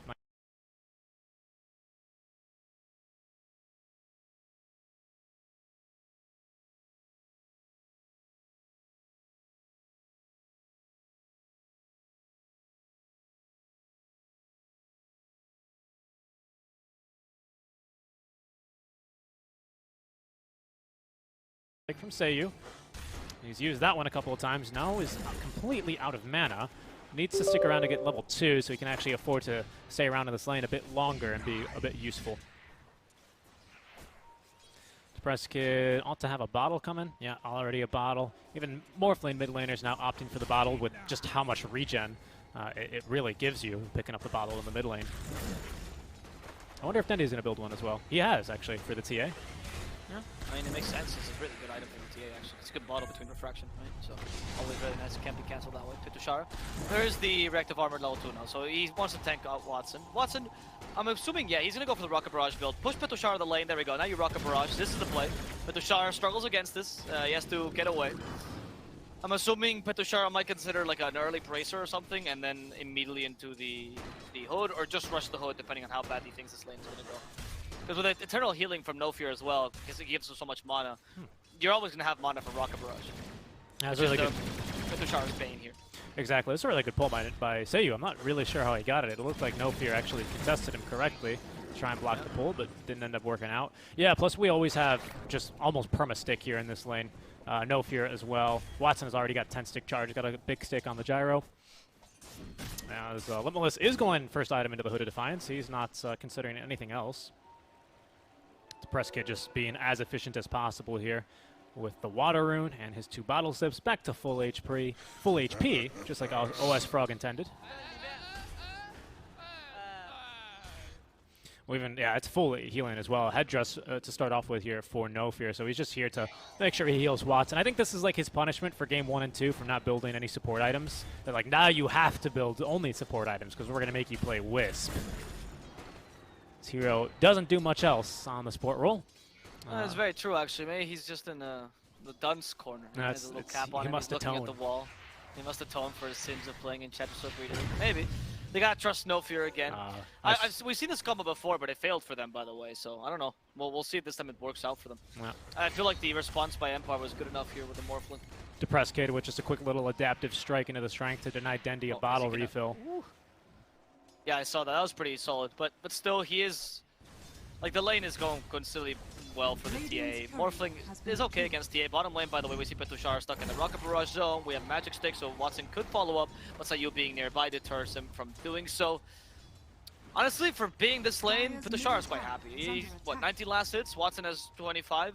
It's kind of even. Yeah, good start. Considering this good matchup for Charo. Lane will get even easier when he has boots as well, so he doesn't only have to rely on having the Timber Chain to get him out of dodge. Both stomped, baited out by Limitless, who's currently getting body blocked by Smiling Knight with a level 2 spin. Still not enough damage. Arrow is going to prevent anyone from chasing further. Not like they were intending on diving that tier 1 tower anyway, but in case they thought about it. As TSA is immediately going into the urn, almost has enough gold for it here, just needs to arrow one more creep. You should probably head mid lane and make sure Morphling can't push TA's tower, though, and just arrow the wagon. A very balanced thing that's still in the game for some reason. Can't enchant creep wagons anymore. You can't even wholly persuade them or use Helm of the Dominator 2 on them, whatever it's called now. But you can arrow them and instantly kill them. I don't understand the logic. Can you imagine? There's Helm of the Dominator 3 now. What is it? The Helm of the Super Overlord that allows you to take catapults. Sayu die here easily. There's Petushara. We have a Rocket Barrage again available with the Magic Stick, so I don't know if Petushara wants to come in here. Watson will have enough mana for even 2 Rocket Barrages, and you still don't have your hood. Yeah, Limitless is just playing like a bristleback now, just trying to cut the waves here with the Ring of Health. Yep. Not really much Vanscore can do. The press kid almost died actually to the... Then he has so many traps set up that Sayu, yeah, he's going to start ticking down. No, that trap wasn't set up for long enough. But the damage actually annoying the Morphling a bunch, forcing him to constantly attribute shift. Expecting Dendi to be laying down traps all the time. The press kid gets rid of him. Back to the high ground you go. Instead takes the illusion rune for himself. As in the bottom lane, Petushara, yes, the home missile might hit. Rocket Barrage available in a second. Petushara used his last little Timber Chain. There's a Rocket Barrage not fully damaging him here, as Petushara can't get away with that Timber Chain towards the end. He has enough tank now to survive. Yeah, they might try and enchant TSA, forcing out the leap charge. He's got one more. I think they've probably timed these, but not well enough. As the Jug still chasing with the phase boots quite fast. TSA not fast enough without the boots. Fairy Fire, not enough healing. He will drop as the combo finally ends up getting a kill. It's not against the Centaur, but they'll take it nonetheless. All right. That's a kill at least, you know, for Empire. This top lane was not going too badly for them to begin with, so I think it's just like a +1 as far as they're concerned. It seems like Smiling Knight is not going to go in for Battle 3 immediately, though. He's going to be going for Yasha first, like a build that will allow him to fight around Morphling's timing as well, maybe to speed up the game for them.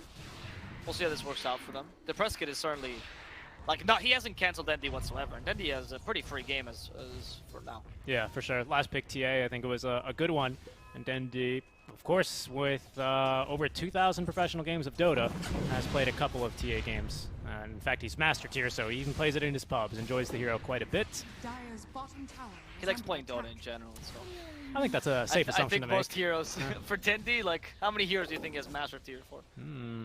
Oh, interesting, actually. I just I neglected to mention this earlier, but the Mirana, of course, having the arrow makes Vanscore's game a bit more difficult to play because you can just arrow and insta-kill the big creep that he brings over for you for free gold.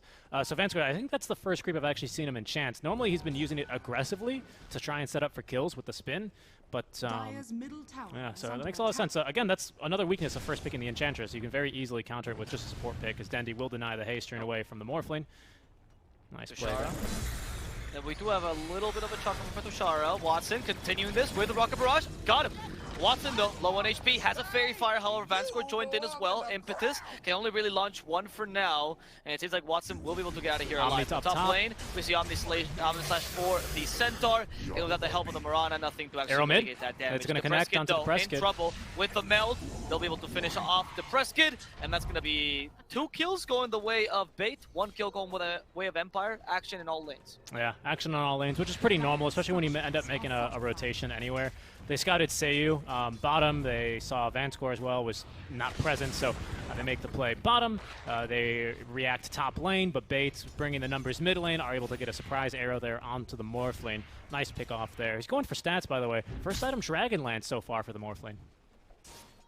Okay, I mean, I like the kind of hybridish build of a Morphling. Wait, bottom. Yeah, I think he's going to be fine. Might even be able to turn here onto Petushara. The Timber Chain doesn't put him that far away. Spirits are connecting as well, trying to turn with a chop from damage, but No Fear's got too much healing. Ooh. Eventually will fall to the likes of Vanscore's creep. I think that was a boulder hurled his way. They tried to relocate him out in time, but that's a very lengthy delay at level 1, and they weren't able to get him out safely. I mean, he still got the kill there in the end, and he got the experience out of it, so I don't think it's too bad for Bait. But yeah, of course, losing your Gyrocopter. The thing about Bait, it seems like Watson acknowledges that he doesn't need to be the win condition, the sole win condition in this game, allowing Dendi to be even more impactful that way. But still going bottom, despite the fact that everyone is fighting him, right? You haven't seen him TP to his triangle yet to try to go for the safe farm, leaving that instead for the TA, which I like. And I think this helps a lot Bait's position in this mid game, because they're canceling the main Space Creator, which is Timbersaw, and they'll have their own, I guess, hero or even Space Creator, which is going to be the TA. Mm-hmm. And the TA already up to level 10 after the kill. Quite an advantage over the Morphling middle. Dendi is opting to go for the Blink Dagger first on the Templar Assassin. Do we have any big stacks for him? It looks like Ancients are stacked quite a bit, and he's got traps down to stack them another time if he wants to. He'll be able to clear those relatively easily. That's going to definitely give him Blink Dagger. I just don't know if he's going to be able to farm it, especially without Side Blades being maxed. So he's probably going to farm a couple more small camps before he turns around for that. TSA is going to prevent any push bottom as he arrows the wagon, and you can see immediately Seiyu's like, yep, I'm out of here. Turns the arrow up north. Nah, just kidding. Now has the Finger of Death, level 6. Would be a good target here for the Mirana. Tushara is going to scare her away a little bit too early, so we're going to have to look elsewhere for a finger kill. Okay. That's how you sad. Wants to find literally the first thing that just comes near him, right? Like, he just wants to kill something to make sure that Empire doesn't have to rely solely on the Timber early. Smiling Knight might have to fulfill that role with, oh, very interesting. Smiling Knight, they actually just broke his healing ward. That was the Stampede was for. Yeah. and he TP's thinking, there must be coming for me. Now they're relocating. He cancels his TP. Smiling Knight thought he could be efficient. Instead, the efficiency ended up killing the Smiling Knight. As Empire lose their carry. They're setting up, though. They're setting up on the relocate. Morphling's coming, Petushara's coming. They're all coming to try and cancel. Oh, no, it's both. That's a huge mistake here by Watson, or maybe by No Fear. Should have broken the tether there. Yeah. Unfortunately, they just didn't have the vision there. Vanscore was able to scout out where they relocated from thanks to the ward placement. They're going to get a 2-for-1 there, so they lose their core, but at least they do get something in return. As you can see the circle there indicating that Watson's like, yep, they got a ward here, by the way. Nicely done. Petushara probably didn't need to join there. Probably should have instead spent his time pushing the bottom tower, but he can do so now. Not a huge loss of time, as they will lose their tier 1 top lane in exchange. Mid, Dendi. He's got a haste. Arrow's gonna just miss both Seiyu and Depressed Kid. And I think Dendi's gonna almost finish up his Desolator here already. Wow, he's very rich actually. That was him farming the big Ancient stack. That's where that money came from. Nice gold injection. Dendi's doing really, really well. I mean, this is the standard timing for this combo is, oh wait, Vanscore in the bottom lane. Oh, he's slowed down Watson. He knows what he wants. There's no relocate available. Omni Slash, try to divide it between them. No Fear tries to take the Juggernaut with him, and he does succeed. No Fear gets away with a tether. Okay, good positioning. That was really well played by No Fear. Yeah. I thought they were dead to the Omni there. Really, really nicely done. He split it once, but then he didn't move far enough away, so it jumped back to the gyro. So he jumped back a second time. So yeah, really, really good positioning there. And very tanky. Wisp is a very tanky hero. He's a strength hero, and plenty of regen on him as well to start off with. as he will bring the gyro on over the mid lane, where they're trying to get this tier 1 tower, maybe force a kill onto the press kit as well, as they do not snap the tether. Arrow's going to connect. They're going to close the gap now. Dendy right in the face with Morphling. Puts down to press kit. Stampede utilized there as well to close the gap. Big mech heal puts not Watson and No Fear up to full HP, but Smiley Knight with level 4 spin, trying to get this kill onto Watson. No Fear though with too much healing, channeling the relocate, getting them out just in the nick of time, as TSA has been left behind. Dendy and Limitless though will be able to clean up Seiyu, and this time they're not going to be able to set up here on the relocating Wisp, as he is going to return. Gyro, mind you. Yeah, this time with the gyro, not into his death. Another ultimate they want to used. fight this. Stop, catching the Timber. Arrow as well. Timber stopped. But Tushar can't move away, and they just murder him in cold blood. They also took the tower mid. Honestly, well played by Bait. That was a really good initiation. No Fear on this IO is styling, straight up. Yeah, that was a really, really nice sequence of events out from Bait. It's just a great fight. I wanted to point out there's a really good earn by TSA, which calculated exactly when the IO was being hit, and then earned the IO, which just barely kept the gyro alive. Even though it wasn't the most efficient thing, because you actually only get 0.8 of the tether of the earned heal. Seeing as IO can actually move around a bit more freely, the Gyrocopter, which was the main target, allowed the earn not to be dispelled, and is what barely kept Watson in the game. Yep. Really well played there by TSA on top of that. I think it's is level 2 tether 0.9 or is it still 0.8? It's 0.8. It's 0.8. Okay. Yeah, that was a pretty big nerf to the support Wisp, not being able to provide a 1.0 of your healing. Instead, it gets. It used to be 2 times every single level, right? Yeah. It used to be 2 times. You would actually, back when you would level stats, you would max tether last even after stats, because there's just no point really. Yeah, after they took the stun away, right? Because the beginning stun was OP, and then you were like, actually, who cares about that tether? Movement speed, I think it was that it gave you. It was terrible. They killed this Smiley Knight Courier, not bad. But Empire are looking to kill something a bit juicier, particularly this IO Gyro combo.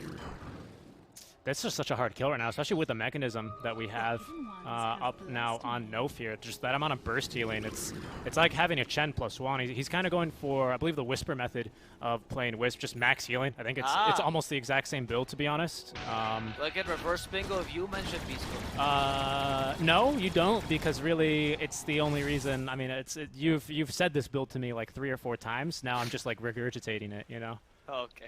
But Whisper actually sometimes will go for like double Tranquil Boots on a support Wisp in his pubs, but this is usually what he tries to win with. Infused raindrops notwithstanding, of course, but first item mechanism. They're relocating bottom, where they have Smiley Knight trapped, but are not able to kill him. He just TPs away in time. I think you think about Wu, by the way, not Whisper. Sorry? I think you think about Wu. Am I? I think so. He's a 5-player, Whisper's a 3. They'll leave Gyro behind this time. I don't know. I've seen Wu do that as well. The guide I see always says Whispers Wisp. I don't know, maybe. I just haven't seen him in the competitive at least. Montastyle's almost completed on Depress Kit, by the way. Talking about more itemization as Juggernaut's getting close to the Fusel Blade. We're going to see an old build back in action. I missed this build, the Fusel Blade Montastyle. It was a classic for the longest time on Jug, because it wasn't even that good a build. It was just, as pros would say, Jug is good, but no build is really that good on him. So this is the closest thing we have to a decent build. Denji does so much damage. His DD is so rich. He's going to be the first one to break 10k, which is saying something, because he got an IO Gyro that are just farming everything on the map. Aegis now in hand for Dendy. He already has Deso Blink completed. I think earlier, before we got cut off by a fight, you were saying normally a good timing is 14. I think he had this at like 12 minutes, which is absolutely incredible. And with this DD rune, he's going to be looking to kill anyone that he can. Empire will do well to stay out of his way for the next couple of seconds.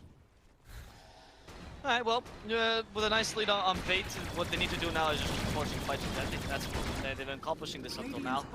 I don't think that Empire can just let them take towers easily either, because they need the space to farm for Juggernaut and Morphling. So even if it's just Timbersaw that's dying here, and honestly, it's the right play as well, right? But at least you gotta force a Timbersaw to kill himself. Because if you don't even do that, then you lose the TA power spike. You still have a fair win opportunity due to Dendy's speed, which is why you're going to take a chill pill, instead go bottom, defend, and even find a kill on the Juggernaut, who stayed here a bit too long. In comes Dendy, but a beautiful horse spike there. Might give Smiley the time he needs. He doesn't activate his TP in time though, so instead he's just going to fall immediately to Watson. Dendy, look at that, setting up the kill for Watson so his carry can farm too. Nicely done. Yeah, and then immediately Watson and No Fear back up to the top lane where they're going to have to wait for a camp to respawn. Unfortunately, they've already cleared everything here. Actually, it's been Petushara who's cleared everything, but not to worry. There's a full creep wave for Watson to just eat up, and this is going to give him just shy of enough money for the Aghanim Scepter. So it's going to be an 18-minute Ags Maelstrom for the Gyrocopter, most likely next into BKB, and then he's really just going to be quite the beast. Dendy, I believe, is going to go BKB with that Mithril Hammer. I can't imagine he'd turn it into a Basher, but we'll see. As Petushara's taking just a bit of harass. Homing Missile's going to close the gap. Leave him A-okay underneath the tier 2 tower. We don't have Stampede. In fact, we don't have any ultimates right now for bait. But if they just walk up the cliff, they might go for the kill. Dendy clears the courier. Petushara that actually had the full Hooded Defiance. Sorry, the Vanguard on it. So Timbersaw without the Ring of Health. As a quick little D word there. Arrow is going to just barely skip through a couple of heroes there.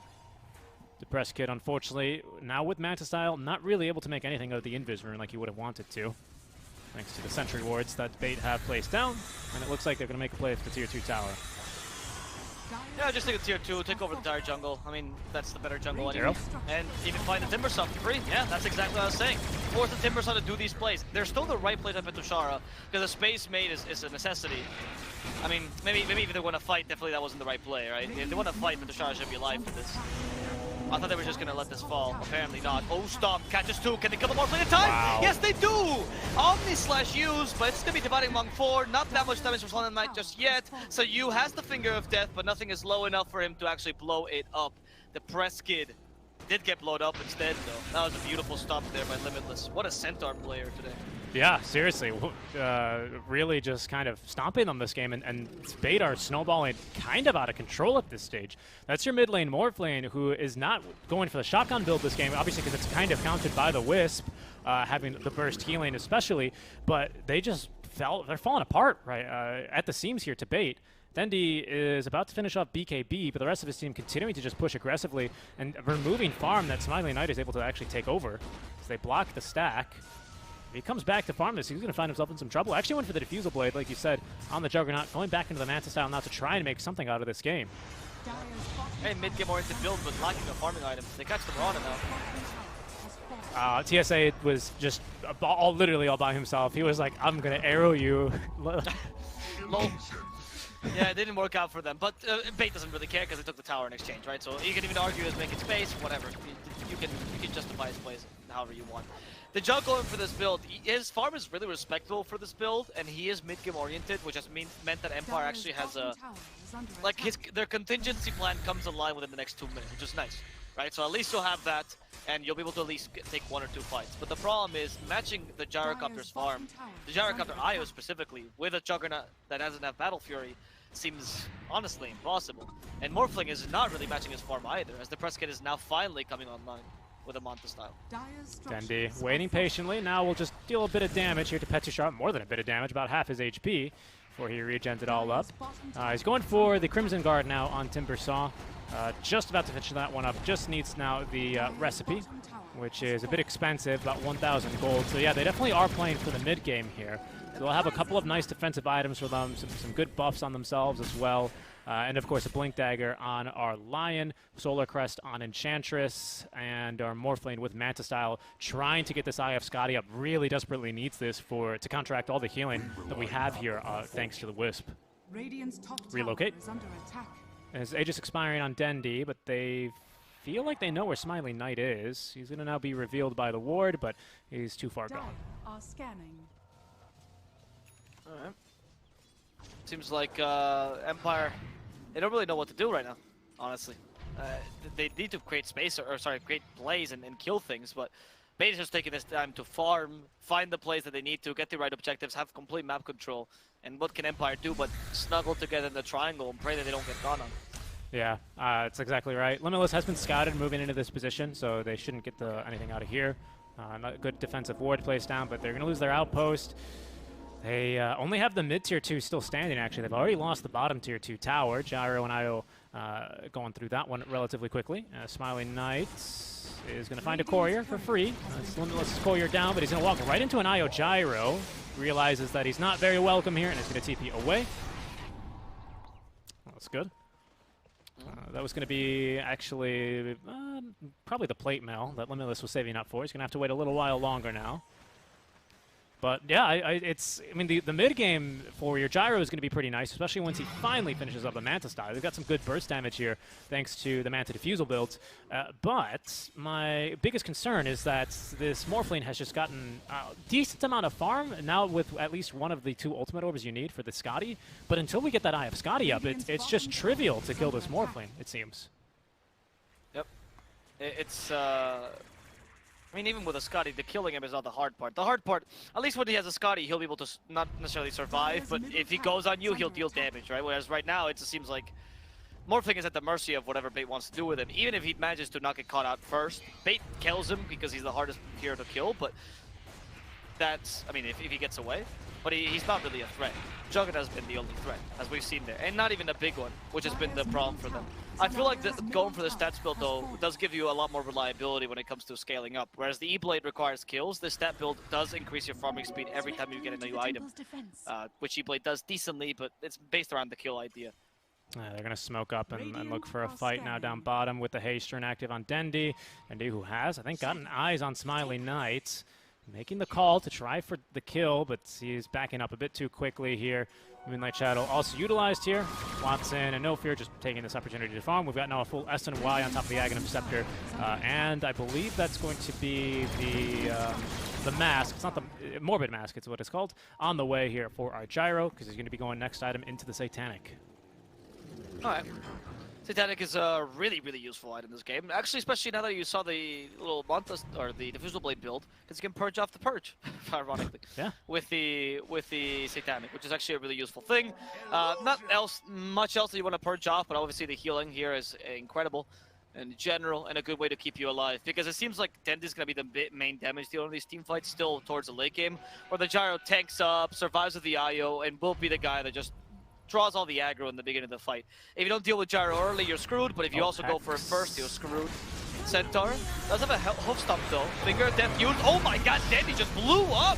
The poor Lion obviously has used, but it doesn't deal enough damage. Vanscore will die instead. As the call-up's used by by Watson. No Fear trying to heal him as much as he can. They finally killed No Fear, but in exchange, it might be the Press Kid's life. Can they blink to him? They do have the ability to do so. Rocket Barrage try to cancel this poor Centaur, and they actually start to murder him as they use the Whirling Death to finish him off. The Morphling has been stuck thanks to the arrow, so they have enough damage. Dendi will come in to lay the final damage to kill the Morphling as they try to assassinate here the Timbersaw on top of that. Rocket Barrage with it, but Petushara just a bit too tanky. Watson realizing he has to retreat. Seiyu's has a magic one for mana. Seiyu wants to go for the kill on the TA. Doesn't seem as likely. The Blink Dagger's available in 2 seconds. You could still catch Watson.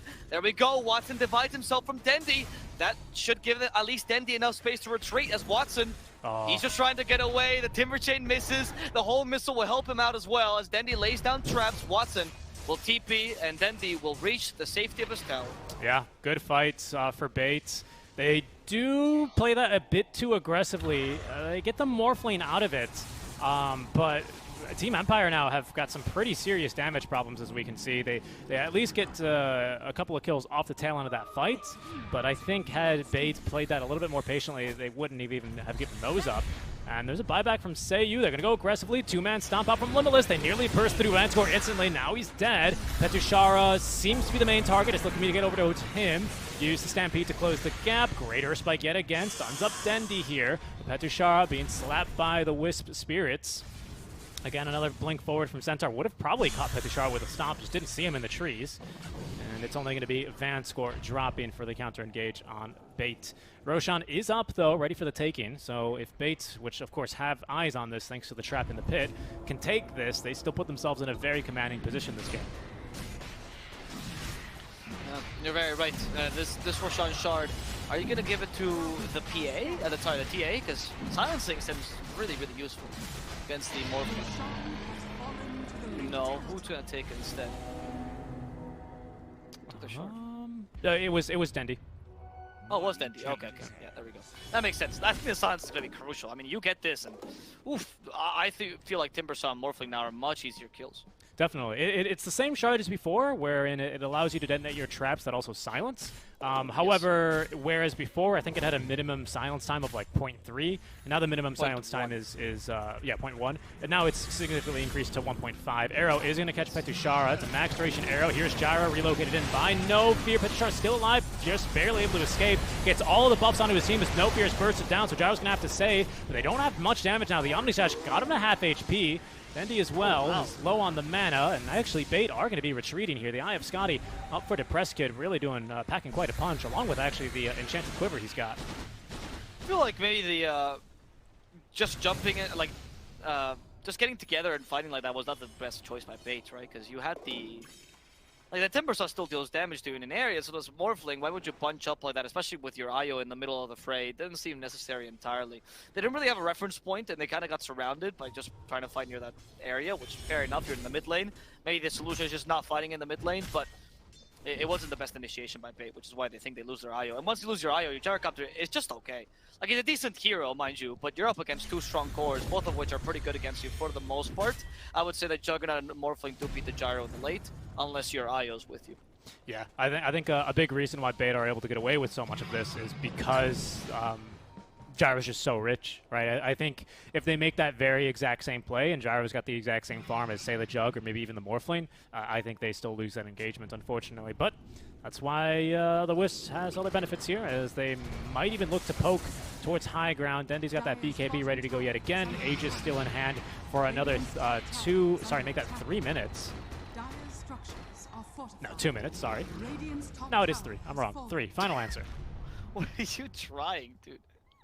Are you not being able to calculate, or did you forget? Oh, I just forgot. Gyrocopter. The cheese is available for him, so I don't think he's too bothered by this. I guess Satanic as well. No BKB to go with the Satanic, so it's not a guaranteed Satanic.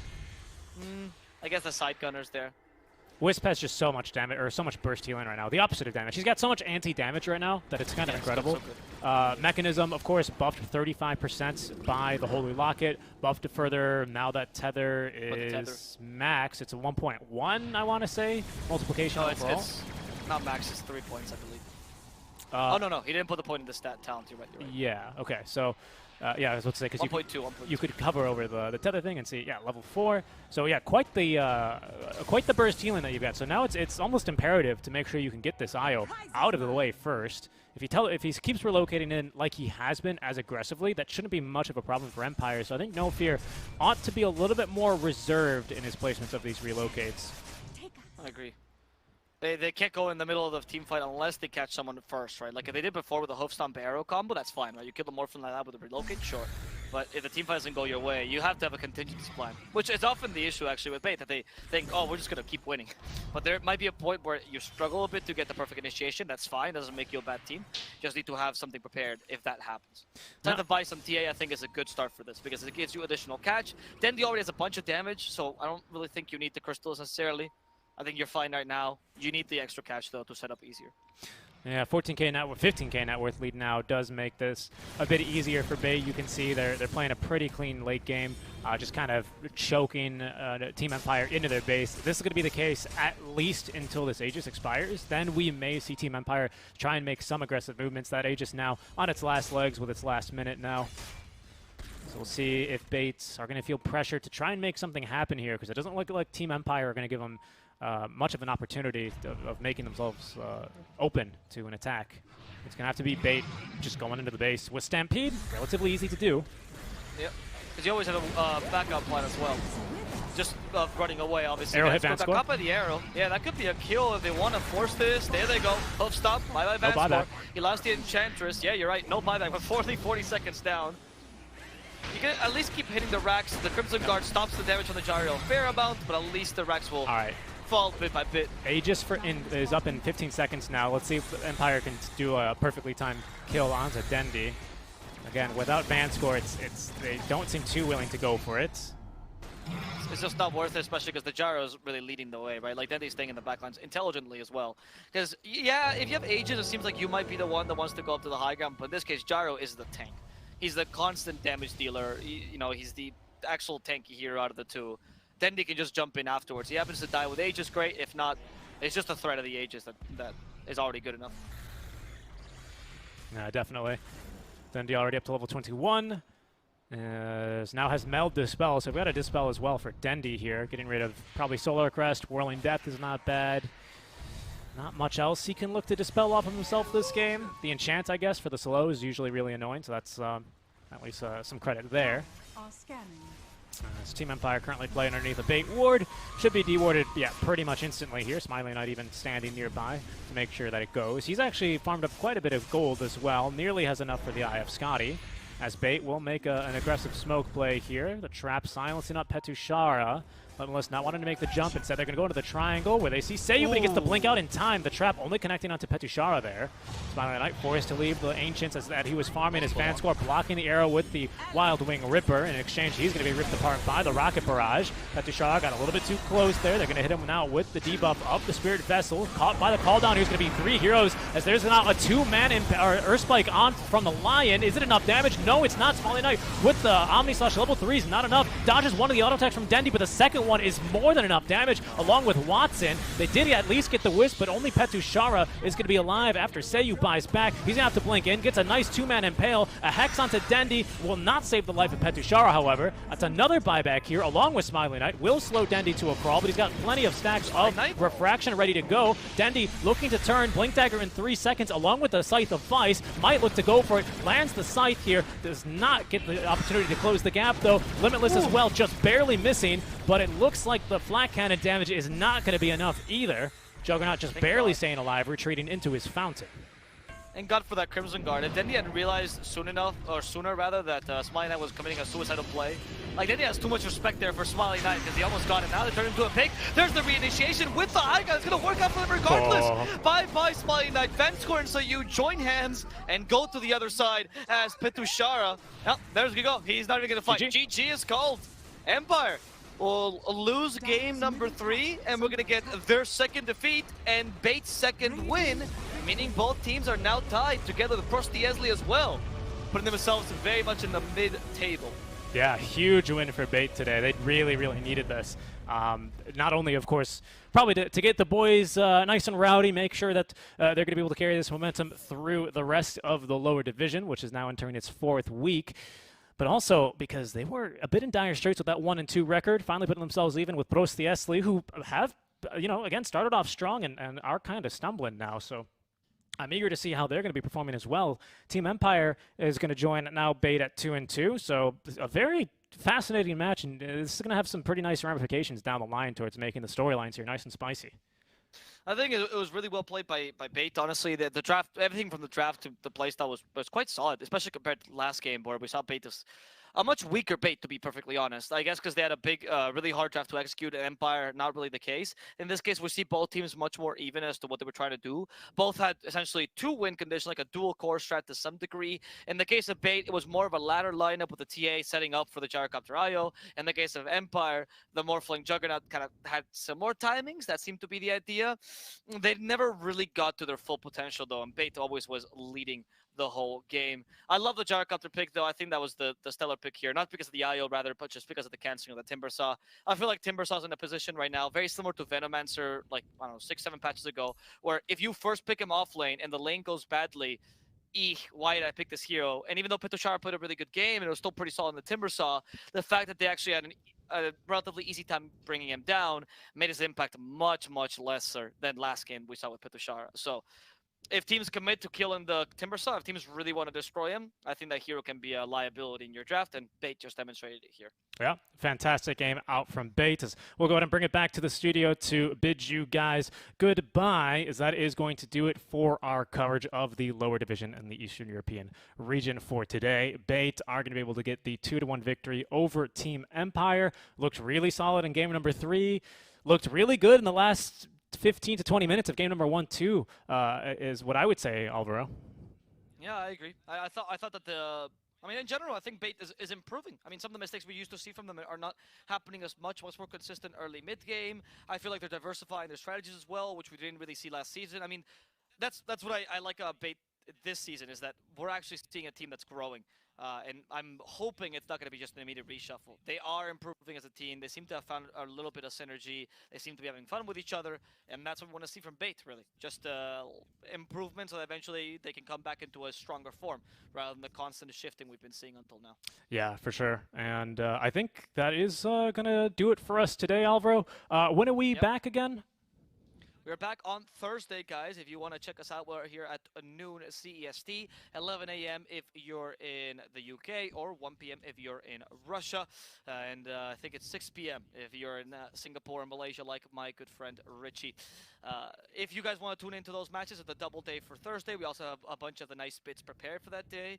So I do recommend that you tune in for that broadcast. Of course, the best way to do so is also just following this very channel, or following myself or Seek and Strike on our social media. I'm Mr. Avo Plus on Twitter, and my good friend here to my right is Seek and Strike Dota, at Seek and Strike Dota. Send us whatever criticism you have, whatever improvements you want to see, or things you want to see on this broadcast in general. And of course, feel free to follow every single game that we cast here for the lower division, because it's getting spicy. It actually, Hellraiser's looking dominant, but everyone else could easily take that number 2 spot, and that's what we would like to see here in the lower division. Absolutely, guys. In case you're a Dota fanatic, maybe even a Bait fan from Season 1, not to worry. RDO and the rest of the boys of Level Up are about to take on the Hippomaniacs. That's going to be over on the DreamLeague channel, guys. I think we're going to raid you over here momentarily.